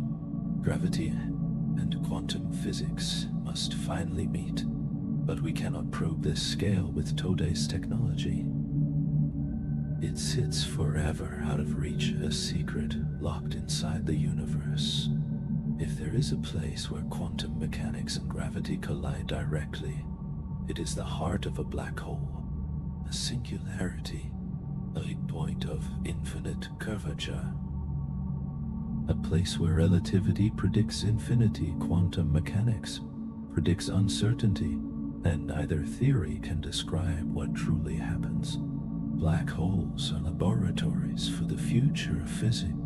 Hawking radiation information. Paradoxes, event horizons, each piece hints that quantum gravity is real but not yet understood. Black holes whisper, gravity is quantum, you just haven't learned my language yet. Physicists have proposed several ambitious frameworks. None are complete. All are beautiful. String theory imagines particles are not points, but tiny vibrating strings. Different vibrations become different particles. Gravity naturally emerges from one vibration mode. Space may have more than 3 dimensions. Space-time becomes flexible. Geometry becomes dynamic. Loop quantum gravity proposes space-time is quantized, woven from discrete loops of geometry. Area and volume come in tiny chunks. Space is like a fabric with a visible weave at the Planck scale. Emergent gravity suggests gravity is not fundamental.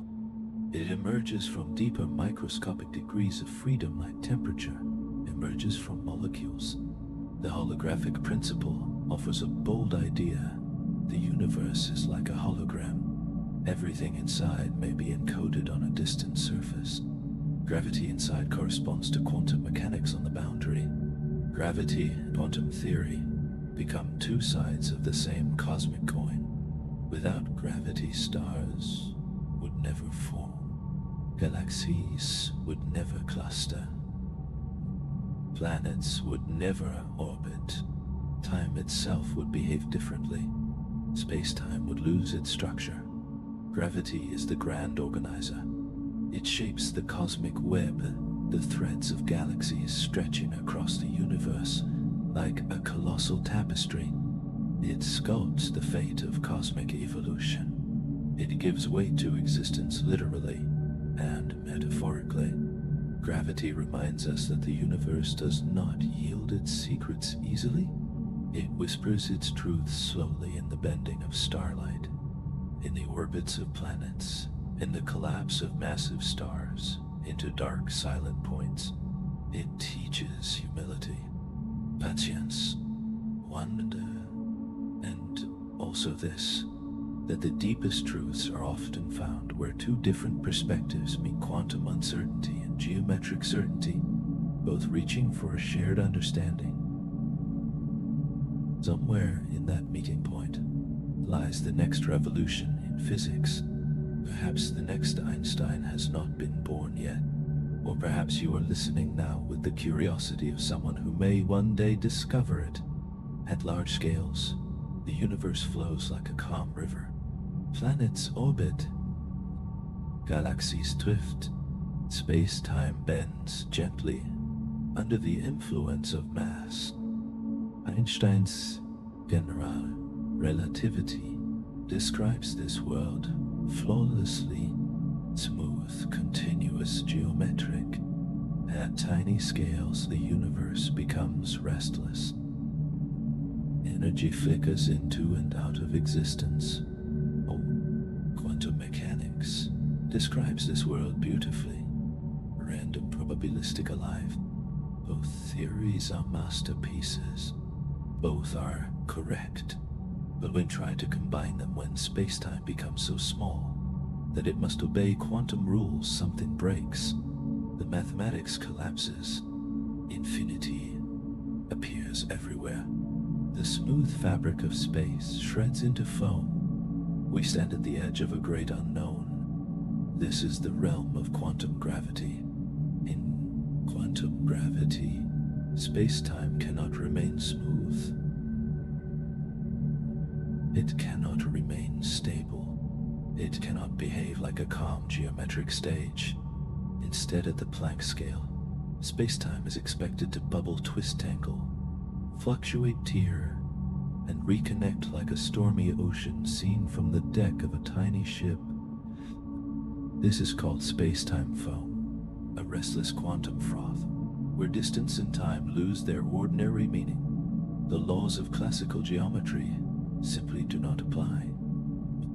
We need new ideas, new mathematics, new intuition. Several problems arise immediately. Gravity is not like other forces. It is geometry, not a force transmitted through space. To quantize gravity, we must quantize geometry itself. The energies needed to probe the Planck scale are far beyond any experiment we can perform. We cannot build a particle collider powerful enough to see quantum gravity directly. Quantum mechanics and relativity disagree about the nature of space and time. Quantum mechanics says space-time is uncertain. Relativity says space-time is a smooth fabric. Both cannot be right at the smallest scales. One major proposal for quantum gravity is string theory. It proposes particles are not points, they are tiny, vibrating strings. Different vibrations become different particles. One vibration mode naturally behaves like a graviton, the quantum particle of gravity. This is beautiful because gravity emerges automatically. But string theory also requires extra dimensions, exotic geometries, branes, higher dimensional surfaces, and dualities connecting different theories. Is powerful, mathematically rich, but still untested experimentally. String theory may be a revolution or a mirage, but it is undeniably one of the most poetic frameworks ever imagined.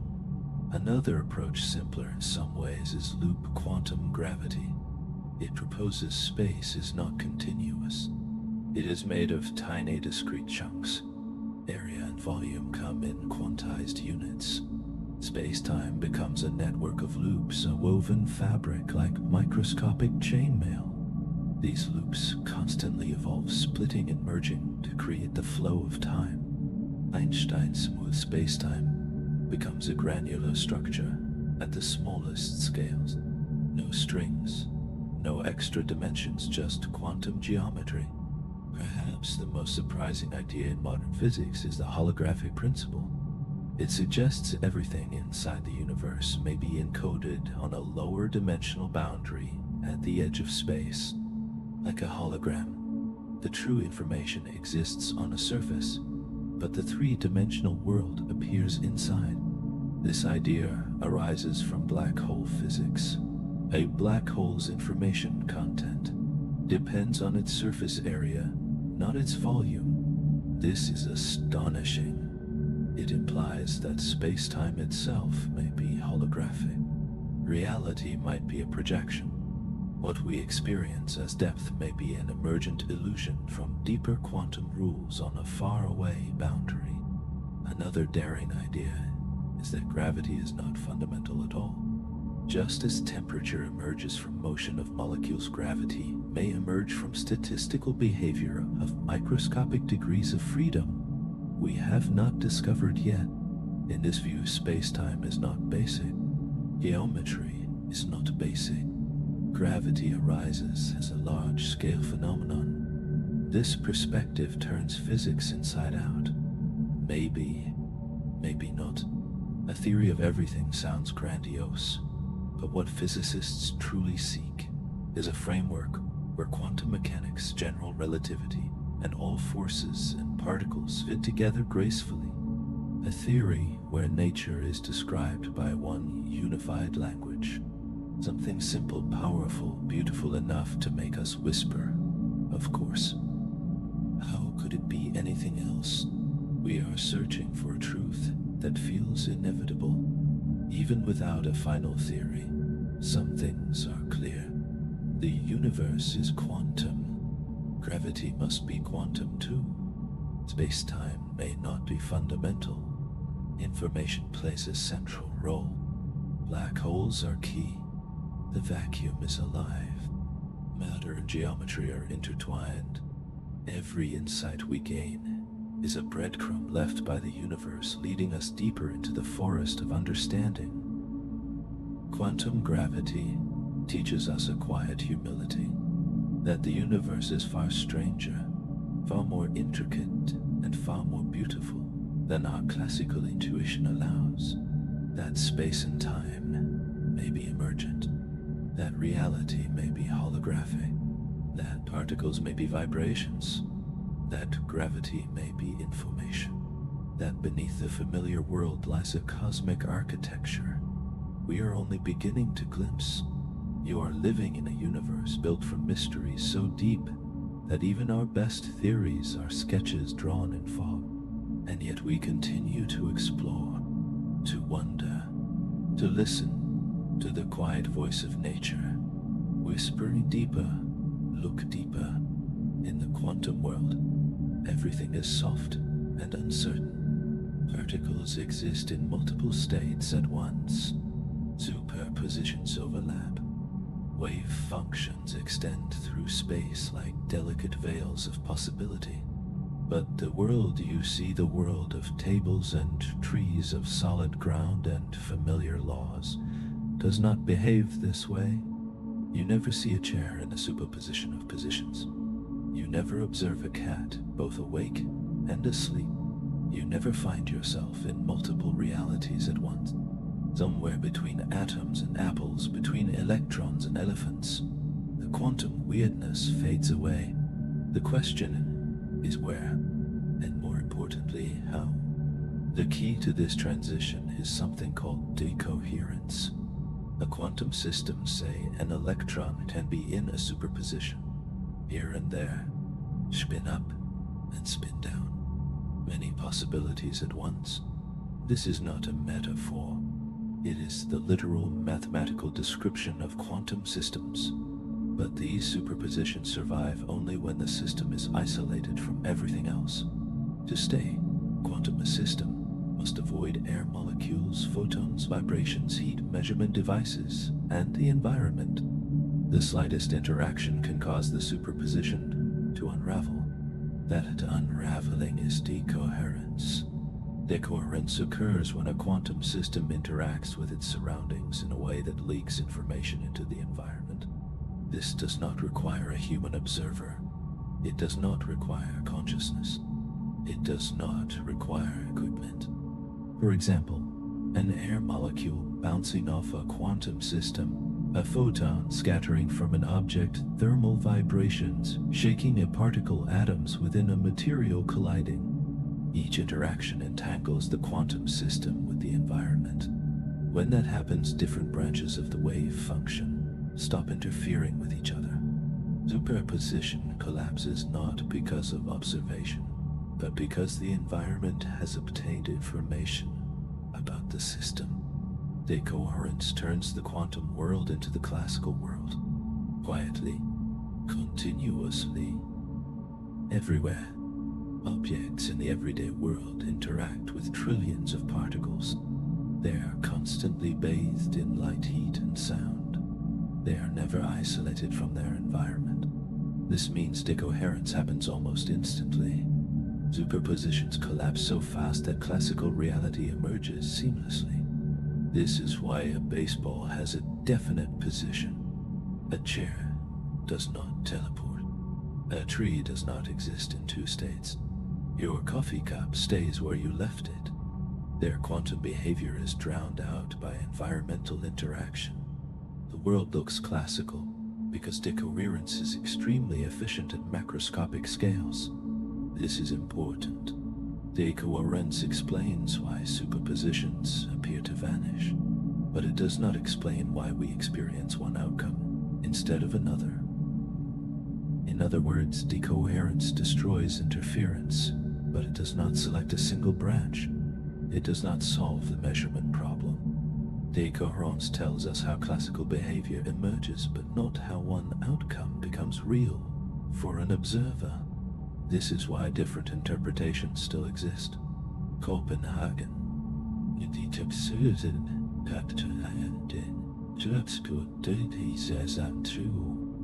Many worlds. Boolean mechanics. Abysm. Objective collapse models. Decoherence is the bridge, but not the entire explanation. Decoherence explains why Schrodinger's cat cannot stay in superposition. Once placed in a box with complex machinery, inside the box air photons, thermal vibrations, atomic states detectors, and the cat's own body all interact with the superposition. Decoherence happens almost instantly. The superposition becomes entangled with billions of degrees of freedom. By the time you open the box, the outcome has long since become effectively classical. The cat is either alive or dead, not both. Not because of collapse, but because decoherence destroyed the coherence of the superposition. The boundary between quantum and classical is not sharp. It is gradual, like dusk turning to night. At small scales, quantum behavior dominates electrons, photons, atoms, small molecules. At larger scales, decoherence dominates dust grains, cells, organisms, macroscopic objects, planets, galaxies. The world feels classical because decoherence hides the quantum roots of reality. Classical physics is the shadow cast by quantum physics when illuminated by environmental interaction. Quantum computers work only if qubits remain coherent. This is extremely difficult. Qubits must be isolated, cooled near absolute zero, shielded from noise, protected from vibrations, because one stray interaction with the environment can destroy the superposition and ruin the calculation. Building a quantum computer is as much about engineering against decoherence as it is about computation itself. We are learning to protect quantum states from the universe just long enough to use them. Decoherence teaches us something profound, that the line between possibility and reality is not fixed. It depends on interaction, on entanglement, on context. The universe is not divided into two separate realms, quantum and classical, but is a single ocean with different depths. At the surface, waves are large and predictable. Beneath, the water becomes strange, vibrant, alive with motion. Both realities coexist. We simply inhabit the layer where decoherence makes the sea look calm. In classical physics, we talk about matter and forces, mass and charge, energy and momentum. But in quantum physics, a new idea begins to glow softly beneath the surface. Information is physical. Information is fundamental. Information cannot be destroyed. A particle states its wave function, its entanglement, the correlations it shares, is not just a description. It is the reality. Quantum mechanics hints that the universe behaves more like a vast, intricate network of information, flows than a collection of solid objects. Everything we see may be the visible tip of a deep informational structure. Let us drift into this realm. In classical computing, a bit is either or one and nil. In quantum computing, a qubit can be 0, 1, or both states at once, a superposition. And when qubits become entangled, their information becomes linked in a way no classical system can mimic. Quantum information is not stored in individual particles, but in the relationships between them. These relationships are delicate threads that weave quantum reality together. We met entanglement before as a strange physical phenomenon, but in the information perspective, entanglement becomes even more important. It is the basic structure that holds quantum systems together. The entanglement tells us what a system knows about itself, what different parts of the universe know about each other, how information flows, how complexity arises, how space-time might emerge. Entanglement is not just weirdness, it is architecture, a blueprint, the hidden grammar of quantum reality. Entropy usually measures disorder, but entanglement entropy measures how much two quantum systems are connected. If two systems are independent, their entanglement entropy is low. If they are deeply intertwined, entropy is high. This idea leads to a stunning insight. Geometry may be built from entanglement. Space-time itself may emerge from the network of quantum correlations in the universe. In some theories, the shape of space is literally encoded in patterns of entanglement. Distance, curvature, dimension itself, all may arise from information. Quantum information breathes life into the idea that the universe is holographic. A volume of space appears to contain vast amounts of information, but the holographic principle says that this information is actually encoded on a lower dimensional boundary, just like a hologram stores a three-dimensional image on a two-dimensional surface. This idea transforms black holes, quantum gravity, the nature of space-time, the meaning of locality, the structure of the cosmos, and quantum information is at the heart of it. Black holes seem like information-destroying monsters.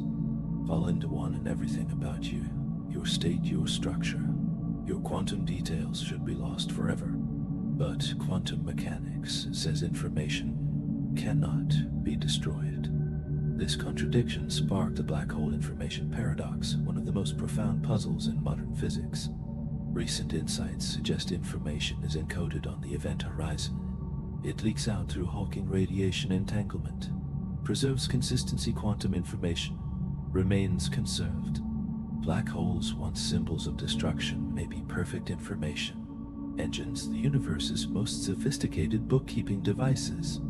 In quantum computing, information is fragile. Decoherence constantly threatens to destroy it.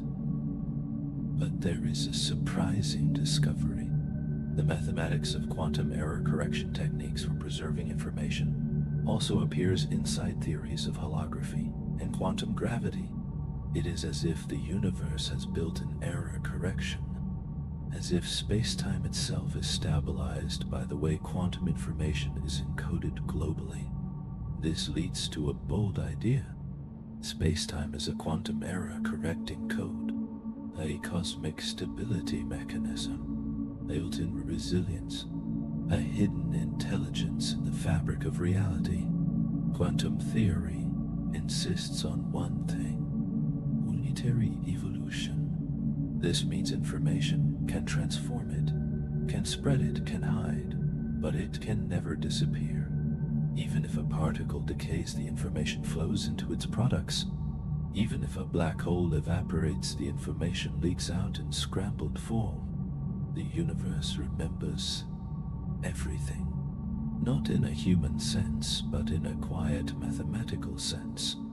Every quantum interaction is a rearrangement of information. This principle is one of the strongest clues that quantum theory is not complete.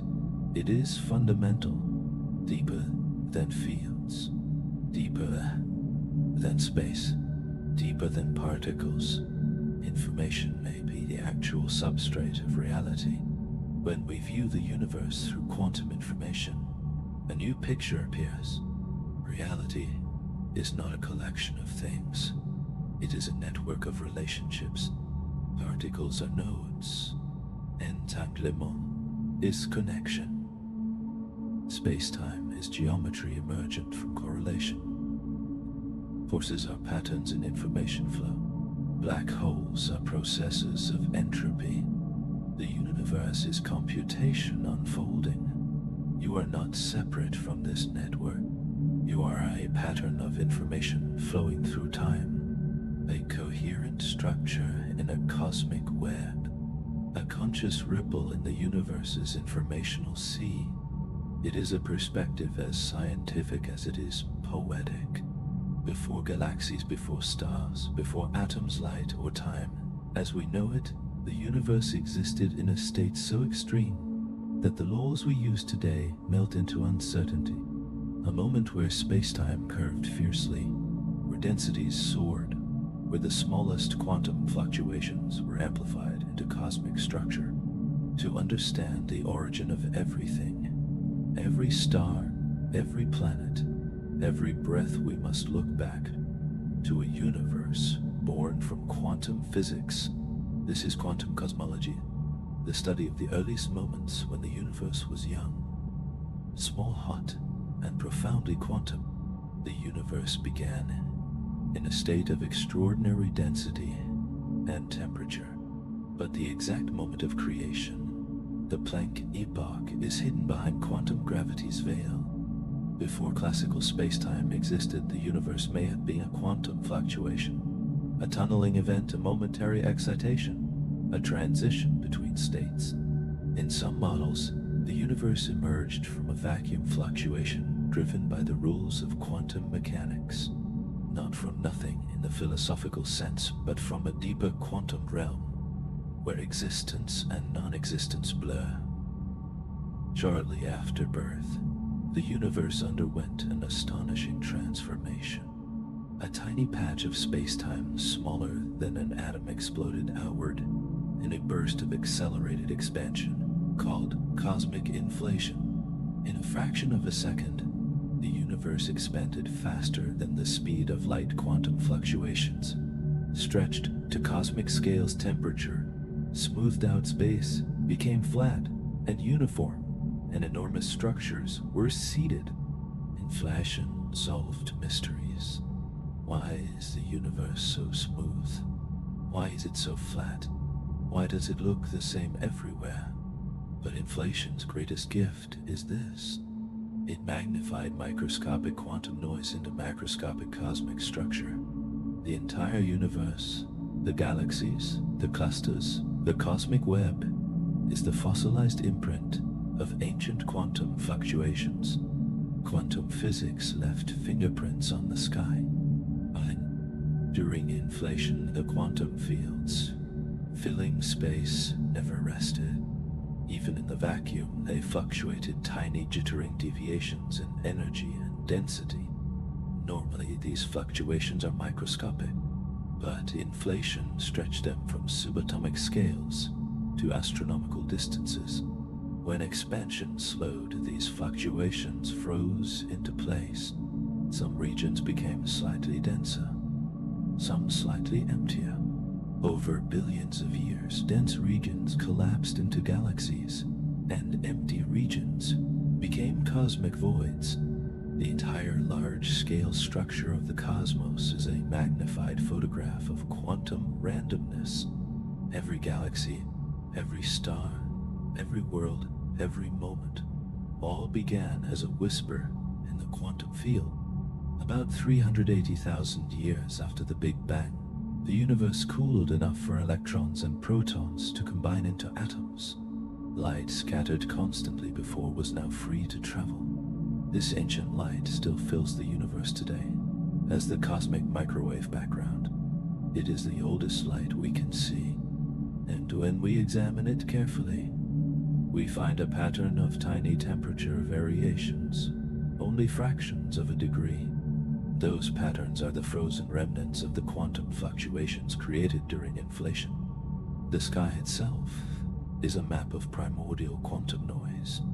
Some cosmological models suggest that the universe did not begin with a traditional explosion, but rather through quantum tunneling. In this picture, a region of false vacuum tunneled into a lower energy state, and the released energy fueled inflation, and space-time emerged from a quantum transition. This view ties cosmology directly to quantum mechanics, suggesting that the birth of the universe was not a singular classical event, but a quantum one. In many inflationary models, inflation is eternal. This means some regions of space stop inflating and become pocket universes, while other regions continue inflating forever, and the process repeats endlessly. The result is a multiverse. Countless universes with different physical constants, different outcomes, different histories. Our universe is one bubble in a vast cosmic foam, and the quantum fluctuations that seeded our galaxies also determine the differences between universes. In this view, the cosmos is an infinite sea of quantum-created worlds. To truly understand the beginning, we need a theory of quantum gravity. Different approaches offer visions. String theory, where the universe begins from vibrating strings or brane collisions. Loop quantum cosmology, where the Big Bang is replaced by a big bounce, a previous universe collapsing and rebounding. Holographic models, where the early universe may be encoded on a lower dimensional boundary. Causal set theory, where space-time grows one quantum event at a time. Each attempt is a window into a deeper truth we do not yet fully understand. Quantum cosmology teaches us that randomness created structure fluctuations, shaped galaxies, emptiness gave rise to everything, and the universe is inherently quantum. At every scale, it is a poetic idea. Your existence is the magnified imprint of ancient quantum vibrations from the dawn of time. The atoms in your body were once fluctuations in the primordial field. Your every breath is connected to the first trembling of the universe. Quantum cosmology reminds us that the universe is not a static place. It is a story, a process, a flow of information from past to present. Every star lit because a quantum fluctuation billions of years ago nudged matter just slightly to the side. Every galaxy formed because inflation magnified uncertainty into structure. You are in a literal sense a child of quantum fluctuations, a ripple in an ancient wave, a conscious echo of the universe's first breath. Quantum physics usually feels far away, something that lives inside particle accelerators, supernova explosions, or the earliest fractions of the universe's existence. But in recent years, scientists began discovering something astonishing.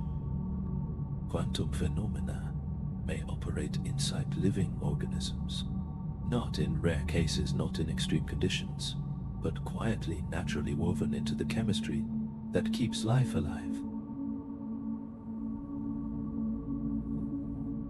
Quantum effects appear in photosynthesis, bird navigation, enzyme chemistry, smell mutation, and DNA repair, and possibly even consciousness. Life, it turns out, might not just tolerate the quantum world, it may use it. Let us drift into these mysteries. Sunlight strikes a leaf. A photon enters a photosynthetic complex where it must make its way to a reaction center that converts light into chemical energy. Classically, you would expect the energy to hop randomly from molecule to molecule, a slow, lossy process. But plants are far more clever. Experiments show that the energy moves through the photosynthetic network by exploring all possible paths at once, a quantum superposition. The energy does not choose one route. It explores every route simultaneously, instantly. and it picks the most efficient one. This is called quantum coherence, and plants use it to achieve nearly perfect energy transfer, far more efficient than any human-made solar technology. In the earliest morning, light a leaf is quietly performing quantum computation. Some birds migrate thousands of kilometers with astonishing precision. But how do they sense the Earth's magnetic field? The leading theory is extraordinary. Inside a bird's retina, certain molecules absorb sunlight and create entangled electrons. These electrons respond to the direction and strength of Earth's magnetic field, changing chemical reactions in a way the bird's brain can interpret. This means a robin may literally see magnetic fields through patterns created by entangled particles. A quantum compass inside an eye. Nature discovered quantum sensing long before humans did. Enzymes allow chemical reactions to happen millions of times faster than they would on their own. One of their secrets, quantum tunneling. Instead of waiting for particles to gain enough energy to cross a barrier, protons and electrons simply tunnel through it, like ghosts passing through walls. Life relies on tunneling for DNA replication, metabolism, respiration, enzyme catalysis. Right now inside your body, trillions of tunneling events are happening each second. Quantum mechanics is keeping you alive. One theory suggests that smell is not just about shape, it is about vibration. When an odor molecule enters your nose, an electron may tunnel from one receptor site to another. Only if the molecule vibrates at the right frequency, your nose becomes a quantum spectrometer detecting smell through vibrational energy. Not yet proven, but beautifully suggestive. Your sense of smell may be listening to the music of molecules. Inside, DNA protons sometimes shift position by quantum tunneling. This shift, called tautomerization, can cause mutations, tiny changes in the genetic code that drive evolution. At the same time, it appears that DNA repair mechanisms may use quantum search algorithms to locate damage faster than classical physics would allow. Life evolves, adapts, repairs, and transforms with quantum assistance. This is the most controversial idea, still unproven, still debated, but deeply intriguing. Could consciousness involve quantum processes? Some theories propose that microtubules inside neurons maintain quantum coherence for surprisingly long periods, allowing the brain to process information in ways more powerful than classical computation. This is not established science yet, but it opens a quiet, thrilling question. Could the mind be partly a quantum machine? We do not know, but the possibility is one of the most profound in modern science. Quantum biology teaches us something beautiful. The quantum world is not separate from life. It breathes through it, supports it, shapes it. Life is not a classical machine built on rigid rules. It is a delicate quantum symphony, tunneling electrons, entangled spins, coherent energy waves, vibrating molecules, probabilistic transformations.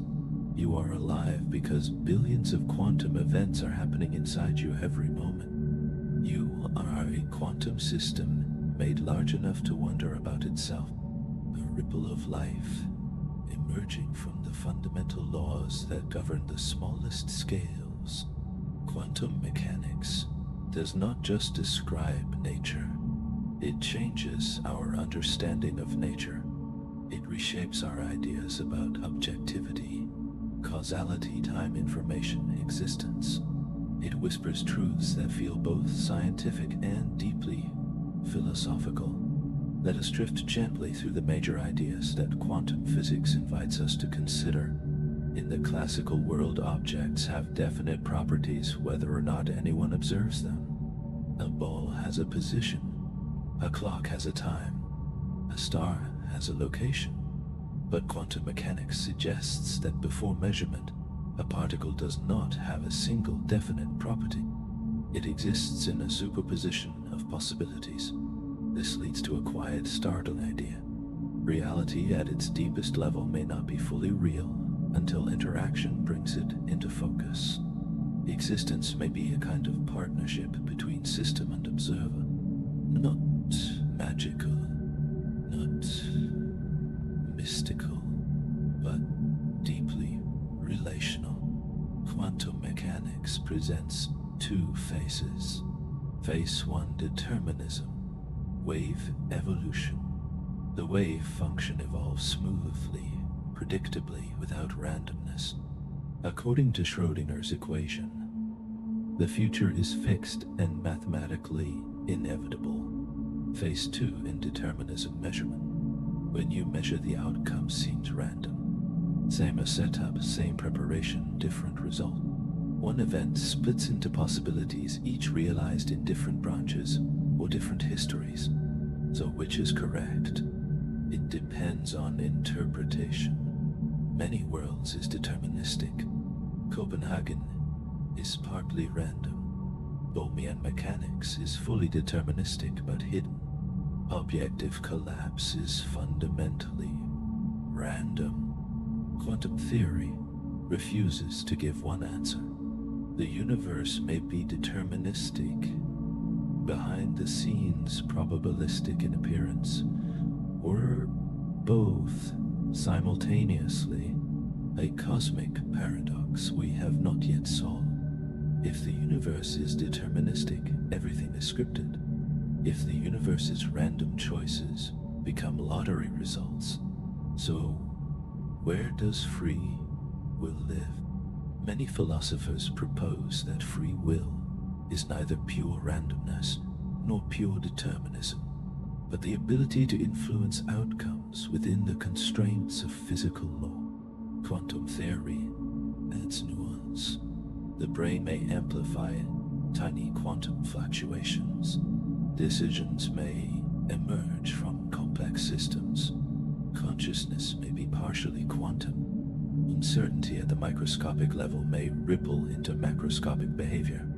Free will may not be a binary yes or no, but a subtle and emergent property of a quantum brain in a quantum universe.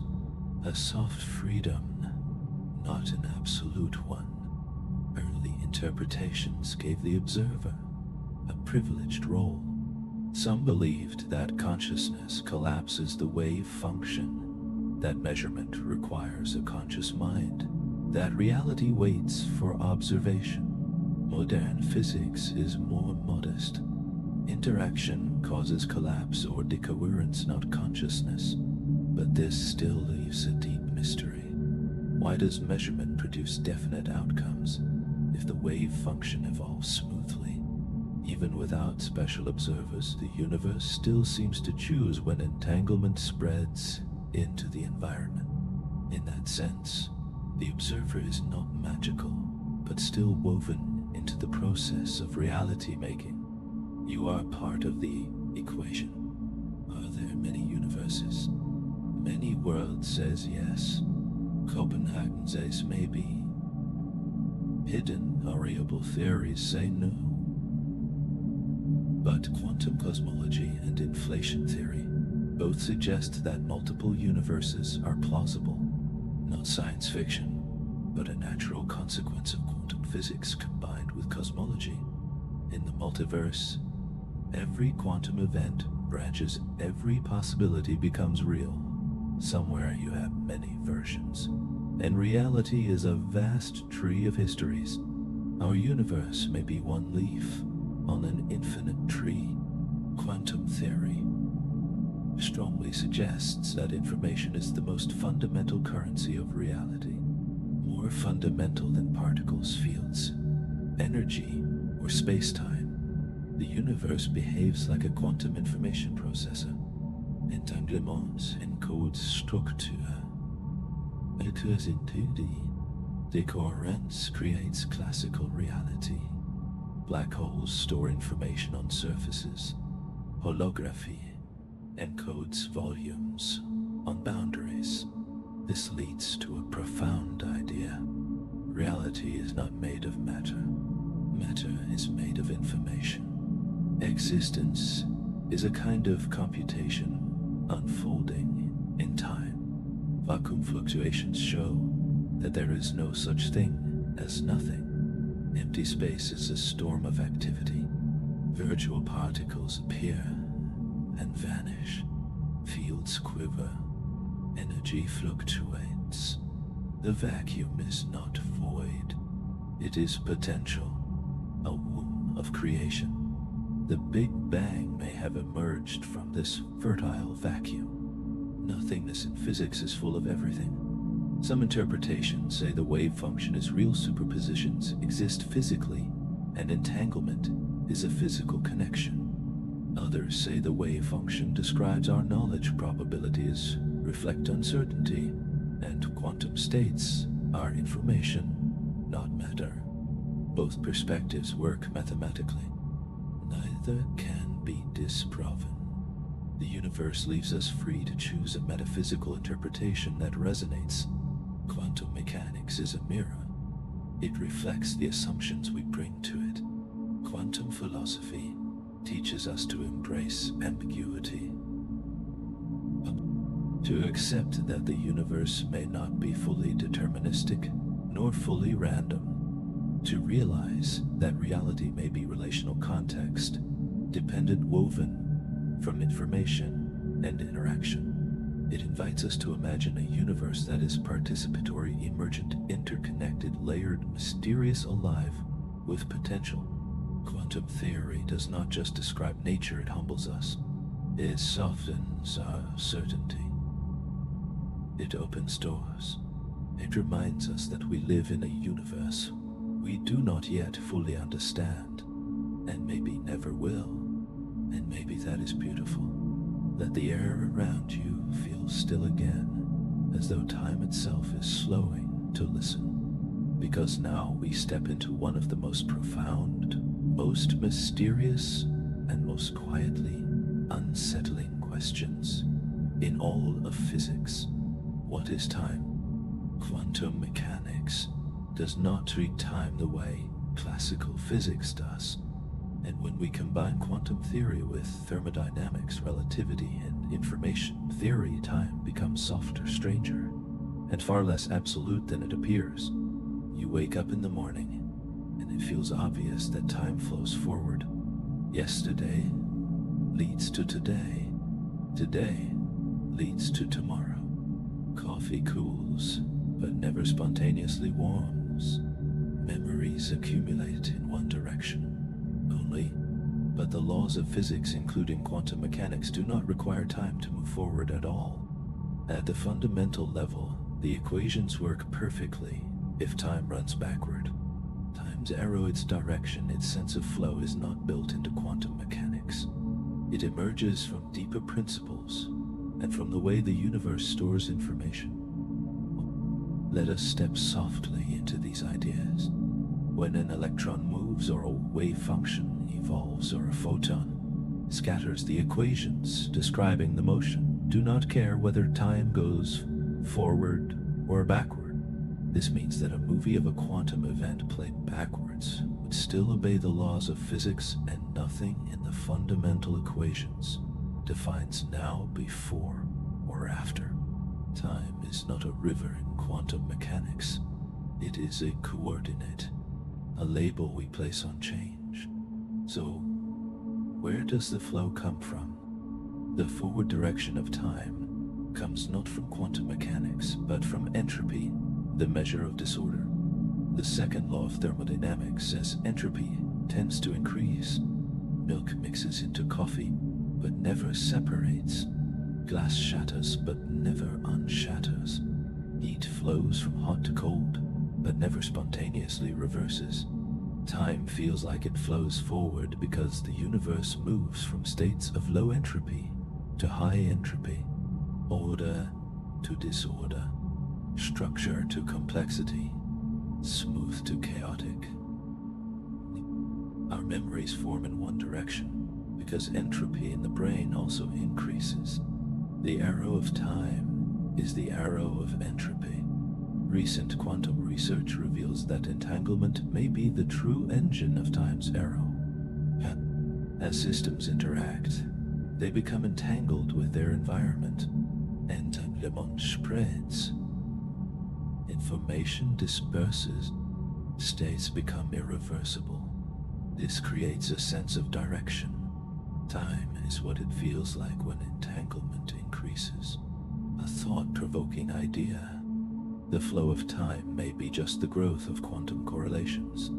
In classical physics, the past is rigid, frozen, immutable. But in quantum mechanics, the past can depend on how we measure the present. Weak measurements and delayed choice experiments suggest that quantum events can appear to retroactively pick outcomes based on future interactions. Not time travel, not changing history, but a soft relationality between past and future. The universe does not store an absolute past. It stores correlations that become fixed only when measurements occur. In some interpretations, the past is inferred, not absolute. Many theories suggest that time is not a basic ingredient of the universe. Instead, time may emerge from entanglement structure, quantum information flow, thermodynamic gradients, or holographic dynamics. According to this view, time is not something the universe has. It is something the universe does. A process, not a dimension. An emergent property like temperature, real and measurable, but not fundamental. When physicists try to merge quantum mechanics with general relativity, something extraordinary happens. The equations lose time entirely. In the Wheeler-DeWitt equation, a candidate equation for quantum gravity, there is no time variable at all. The universe becomes timeless, a static quantum state of all possible configurations. How does time emerge from a timeless equation? Possibilities include entanglement between subsystems, relational change, and decoherence, giving rise to stable moments. Observers may carve time out of timelessness. Time may be a shadow cast by deeper quantum relationships. Relativity suggests a block universe. Past, present, and future all coexist. Time is a dimension like space. Now is not universal. The flow of time is a human experience. Quantum mechanics suggests potential futures, collapsing branches, emergent arrows, time defined locally, and indeterminacy in history. Both perspectives are incomplete, yet both capture a truth. The universe may be a timeless structure in which conscious beings experience a flowing slice of correlations. Time may be a user interface for navigating existence. Quantum time teaches us that the future is not fixed. The past is not fully rigid, and the present is a moment of interaction. The flow of time is rooted in entropy, entanglement, and perspective. Time is not a cosmic clock ticking outside the universe. It is the way the universe organizes change.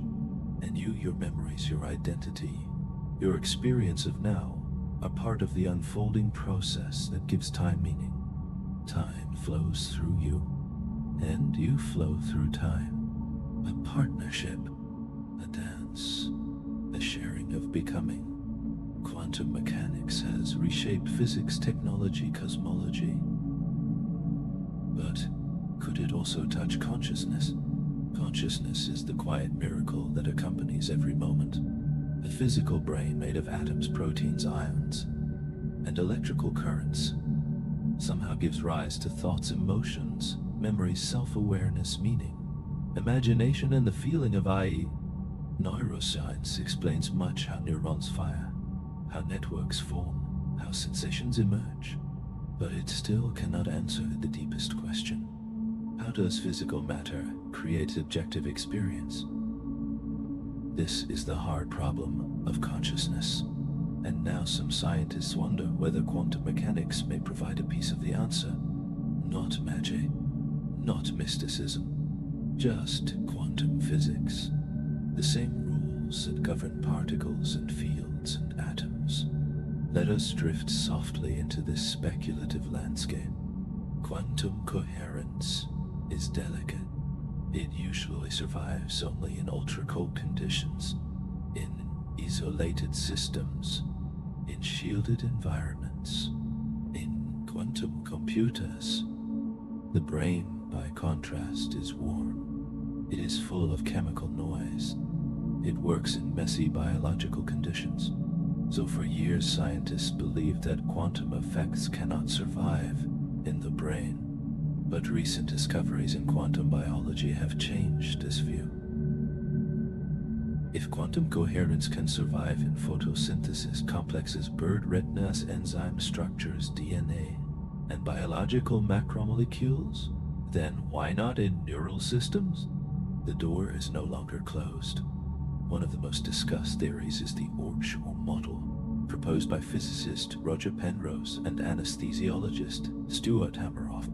They suggest that inside neurons are tiny structures called microtubules. These microtubules may support quantum coherent states. Quantum processes inside them could influence neural firing. Consciousness emerges from orchestrated quantum events in these structures. This idea is speculative, controversial, not proven. But recent experiments show that microtubules can sustain quantum vibrations. They exhibit coherent oscillations. They behave like biological resonators. This does not prove the theory, but it keeps it alive, even if the brain is not fundamentally quantum. Events may still influence it. A single quantum fluctuation at a synapse, the position of a calcium ion, the tunneling of an electron, the opening of an ion channel could trigger or prevent a neuron from firing. And because neurons influence each other in large networks, a microscopic quantum event could be amplified into a macroscopic decision. This would mean free will is neither deterministic nor random, but partly influenced by quantum-level fluctuation. Not whims, not chaos, but a subtle indeterminacy woven into the brain machinery. Some propose that the brain may perform a form of quantum-enhanced computation, not like a quantum computer built from superconducting circuits, but as a biological system that uses entanglement, coherence, tunneling, and superposition to process information with astonishing efficiency. The brain is remarkably powerful.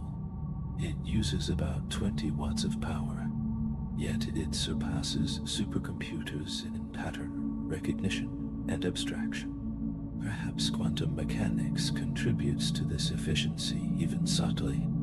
A more philosophical idea suggests that consciousness might correspond to certain patterns of quantum coherence in the brain, just as a photon is an excitation of a field, and an electron is a wave packet, and matter is a structure in information.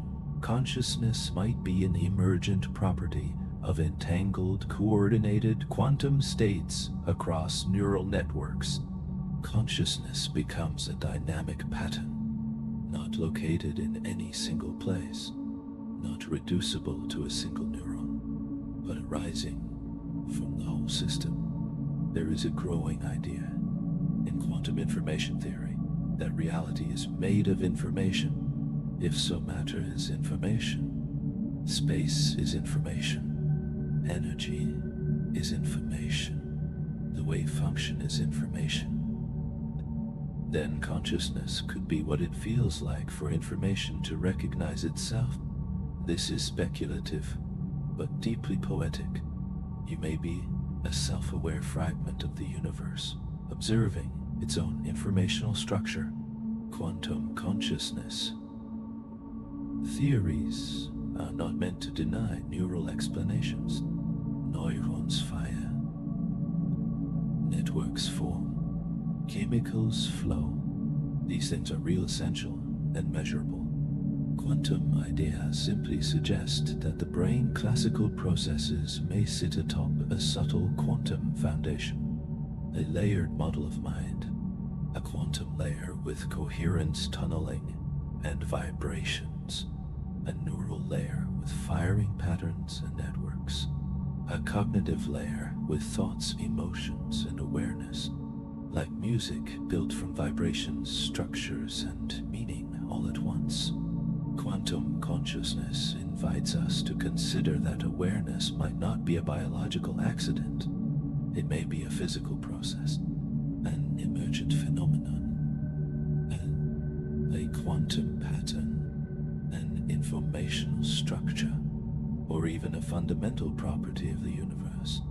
A small flame lit by the deepest laws of nature. You, your sense of I, your memories, your inner voice, may be universe briefly experiencing itself from a particular vantage point.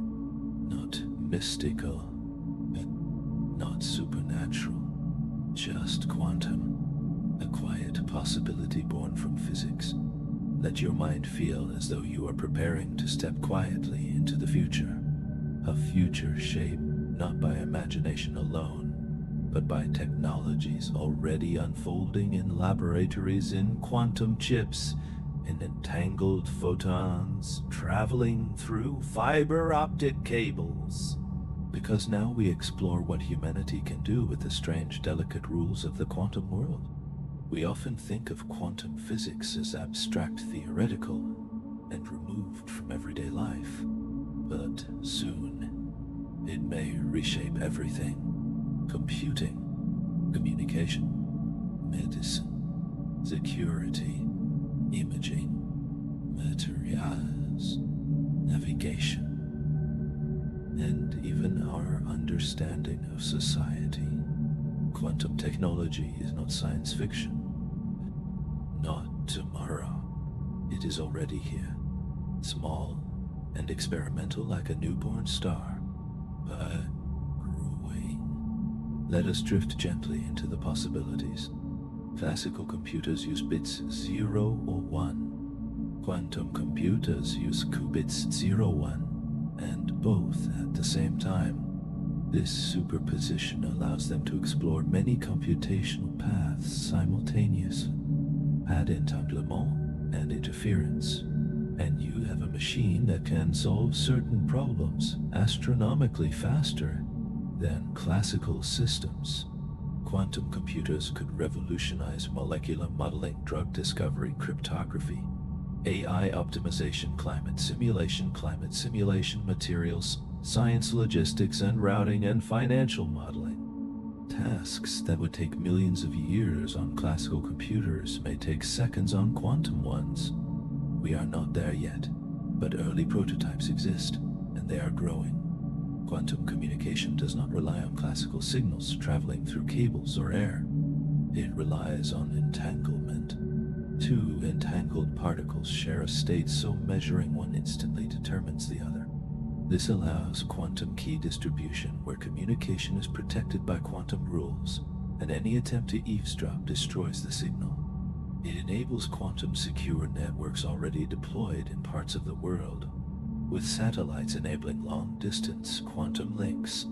It points toward a future quantum internet, a network where information is teleported via entanglement rather than transmitted traditionally. Quantum communication is the closest thing science has to perfect privacy. Quantum teleportation sounds like science fiction, but it is real. It does not teleport objects or people. It teleports quantum states. Using entanglement, you can transfer the state of a particle to another particle far away without sending the particle itself. Experiments have already achieved teleportation across laboratory benches, across cities, and between ground and satellites. This technology may one day enable quantum internet, backbones, secure communication between spacecraft and distributed quantum computers across the planet. Teleportation is not magic. It is entanglement, quiet power made practical. Quantum sensors exploit the extreme sensitivity of quantum states to environmental changes. They can detect gravitational waves, map brain activity, navigate without GPS, detect underground structures, search for dark matter, create ultra-precise clocks, and sense magnetic fields of single neurons. One day, quantum sensors may scan the body with clarity beyond MRI, or map Earth's gravitational field with exquisite precision. They measure not with brute force but with delicacy, listening to the universe instead of pushing against it. Quantum engineering allows us to design materials that behave in extraordinary ways. Topological materials where electrons flow without resistance along the edges while the interior remains insulating. Possible future room temperature, superconductors, graphene and other two-dimensional materials with remarkable strength and conductivity. Quantum metamaterials that bend light in seemingly impossible ways, even enabling partial invisibility at certain wavelengths. Instead of merely discovering materials in nature, we begin designing them from quantum rules. Quantum computers can simulate molecules with precision classical computers could never achieve. This may allow custom-designed drugs, personalized medicine, enzyme engineering, rapid vaccine development, predicting protein folding and designing synthetic cells. It may help us understand a disease at the quantum level. Life itself becomes programmable once we understand its quantum structure. Quantum computers may accelerate AI in ways hard to imagine. Faster training, smarter optimization, deeper pattern recognition, new types of neural networks, creative algorithms using quantum randomness. AI and quantum computing together could create systems that think in ways fundamentally different from classical machines. Some speculate that this convergence could reshape psychology, economics, and even the nature of creativity. Quantum technology is powerful and transformative, but also risky. It raises questions. Who controls quantum computers? Who owns quantum networks? What happens when encryption breaks? How do we regulate teleportation of information? How do we ensure AI does not outpace ethics? Quantum technologies will require quantum ethics. Responsibility must grow alongside capability. Quantum technology is the universe allowing us to use its deepest rules to shape the future, not with force, but with subtlety, not with destruction, but with coherence, entanglement, and precision. The future may feel like stepping into a dream. Information teleported, unbreakable communication. Machines thinking in superposition. Sensors that hear atoms breathe. Materials that laugh at friction. Medicine that edits life at its foundations. Humanity is beginning to collaborate with the quantum world, a partnership between mind and nature, deepest logic, and you are alive, just as this story begins. Let your breath soften, and imagine the entire quantum journey you have taken so far.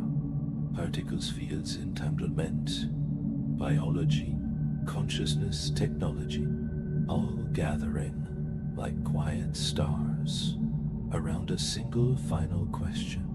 What does it all mean? We have arrived at the horizon, where physics becomes philosophy, where equations become metaphors, and where the story of the universe turns inward to reflect on itself. After exploring the strange quantum behaviors of particles, the vastness of the cosmos, the weave of space-time, the mind-uncertain edges, and the technologies that may reshape our world, a quiet realization begins to form. Quantum physics is not just a set of rules governing very small things. It is a language, a pattern, a way the universe expresses itself. Woven through it are themes that science and philosophy have both chased for centuries. Interconnectedness, uncertainty, and Information, emergence, possibility, relationship, becoming, awareness.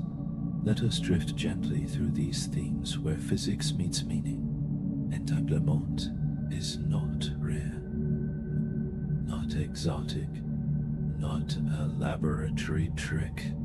It is everywhere. Particles become entangled whenever they interact, which means the entire universe is a web of connection. Your atoms were once entangled with ancient stars. The particles in your body share histories with the early universe. We are not isolated islands. We are nodes in a cosmic network woven by shared interactions. Entanglement tells us that nothing exists alone. Quantum physics suggests that properties do not exist until they are needed.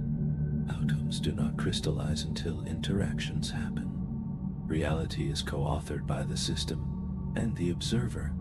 This does not mean we create reality with our thoughts, but it does mean reality is relational, emerging from interactions, not existing as fixed facts in isolation. The universe is a verb, not a noun. Something that happens, not something that simply is. And matter dissolves into fields. Fields dissolve into excitations.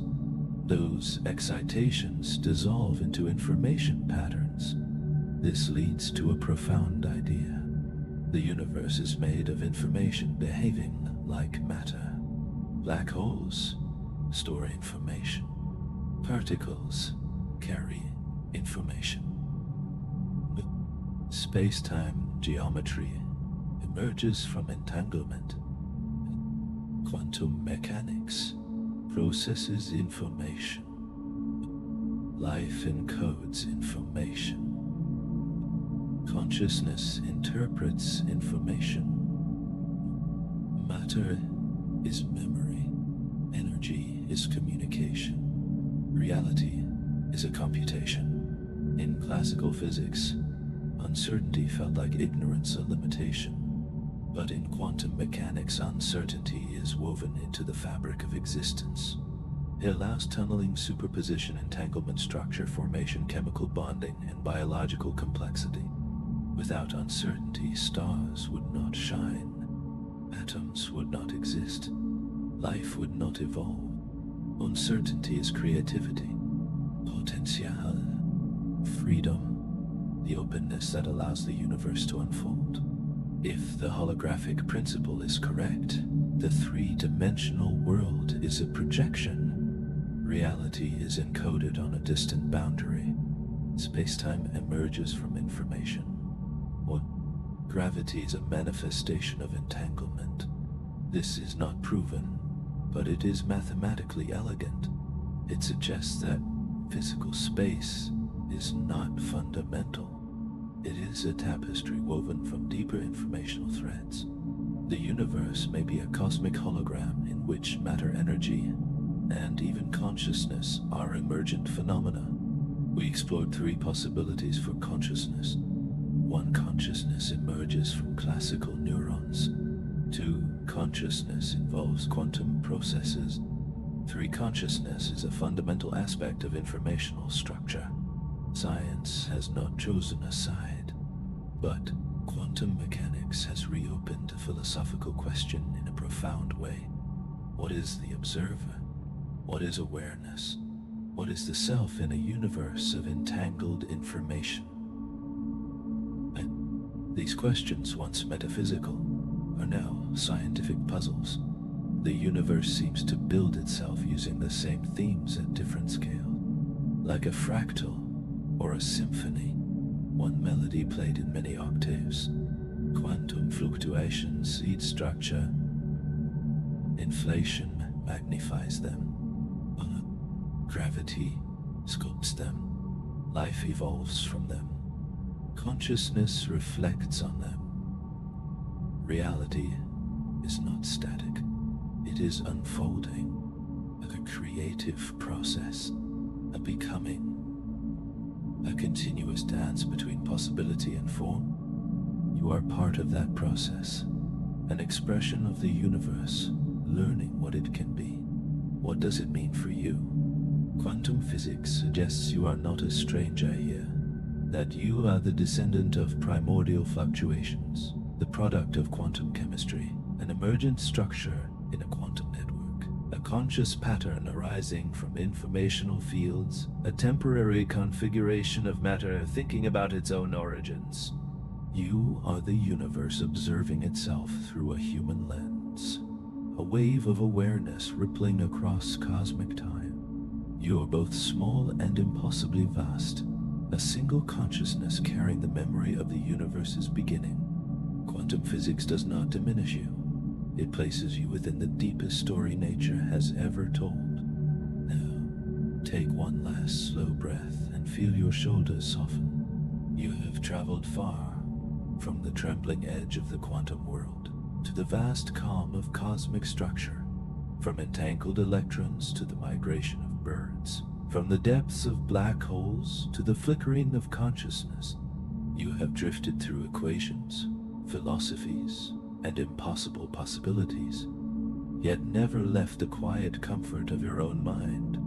So now in this final chapter, we gather all these threads and weave them into one gentle tapestry, a soft summary of what the quantum universe whispers to anyone patient enough to listen. It is made of processes, waves, vibrations, probabilities, relationships, interactions. Particles are not objects, but notes in a cosmic song, temporary excitations in underlying fields. Everything solid is made of something not solid. Everything definite emerges from something uncertain. Matter is just the universe expressing itself for a moment. Entanglement is not an oddity, but the default. The world is a web woven from shared histories and mutual influence. Your atoms were forged in ancient stars. Your electrons once interacted with particles across the galaxy. Nothing exists independently, not even you.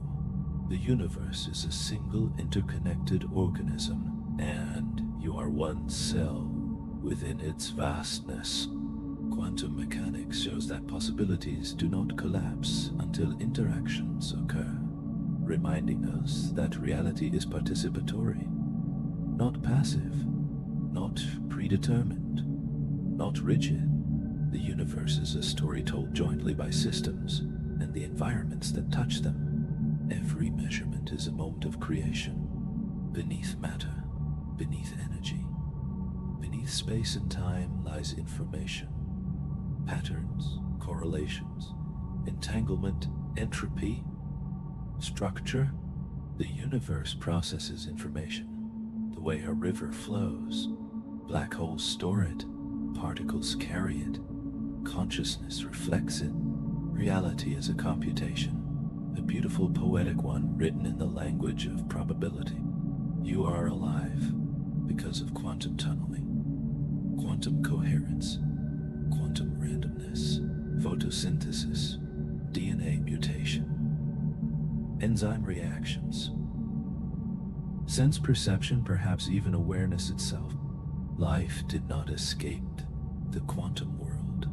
It grew out of it, and your body is a symphony of quantum events working in harmony. At the deepest level, the universe's laws do not require time to flow. The arrow of time emerges from entropy, from entanglement, from the spreading of information. The past is stored, the future open, the present a meeting place between potential and realization. Time is the universe continuously becoming itself. Whether consciousness is emergent, quantum, fundamental, or informational, we do not yet know, but we know your awareness is a rare phenomenon, a tiny flame burning in the darkness of cosmic history. You are the universe's way of noticing itself, a question the cosmos is asking, and a partial answer at the same time. For all we know, we still stand at the shoreline of an infinite ocean. Quantum computing, quantum gravity, quantum quantum information, dark matter, dark energy. The superposition of space-time. These are small sparks illuminating the void for a moment, while deeper truth sleeps quietly in the fabric of reality, waiting. If the quantum world leaves us one message, it is this: the universe is not a cold machine, but a creative process alive with uncertainty, born of possibility, woven from connections, and filled with quiet meaning. And you, a conscious pattern made from stardust and information, a part of that process, not separate, not accidental, not insignificant. You are a ripple in the universe's unfolding story, a wave of awareness traveling briefly through time. And as you rest, may you feel yourself held gently in that story, connected to everything, made of the same shimmering fabric as galaxies, atoms, and the flickering quantum fields beneath it all.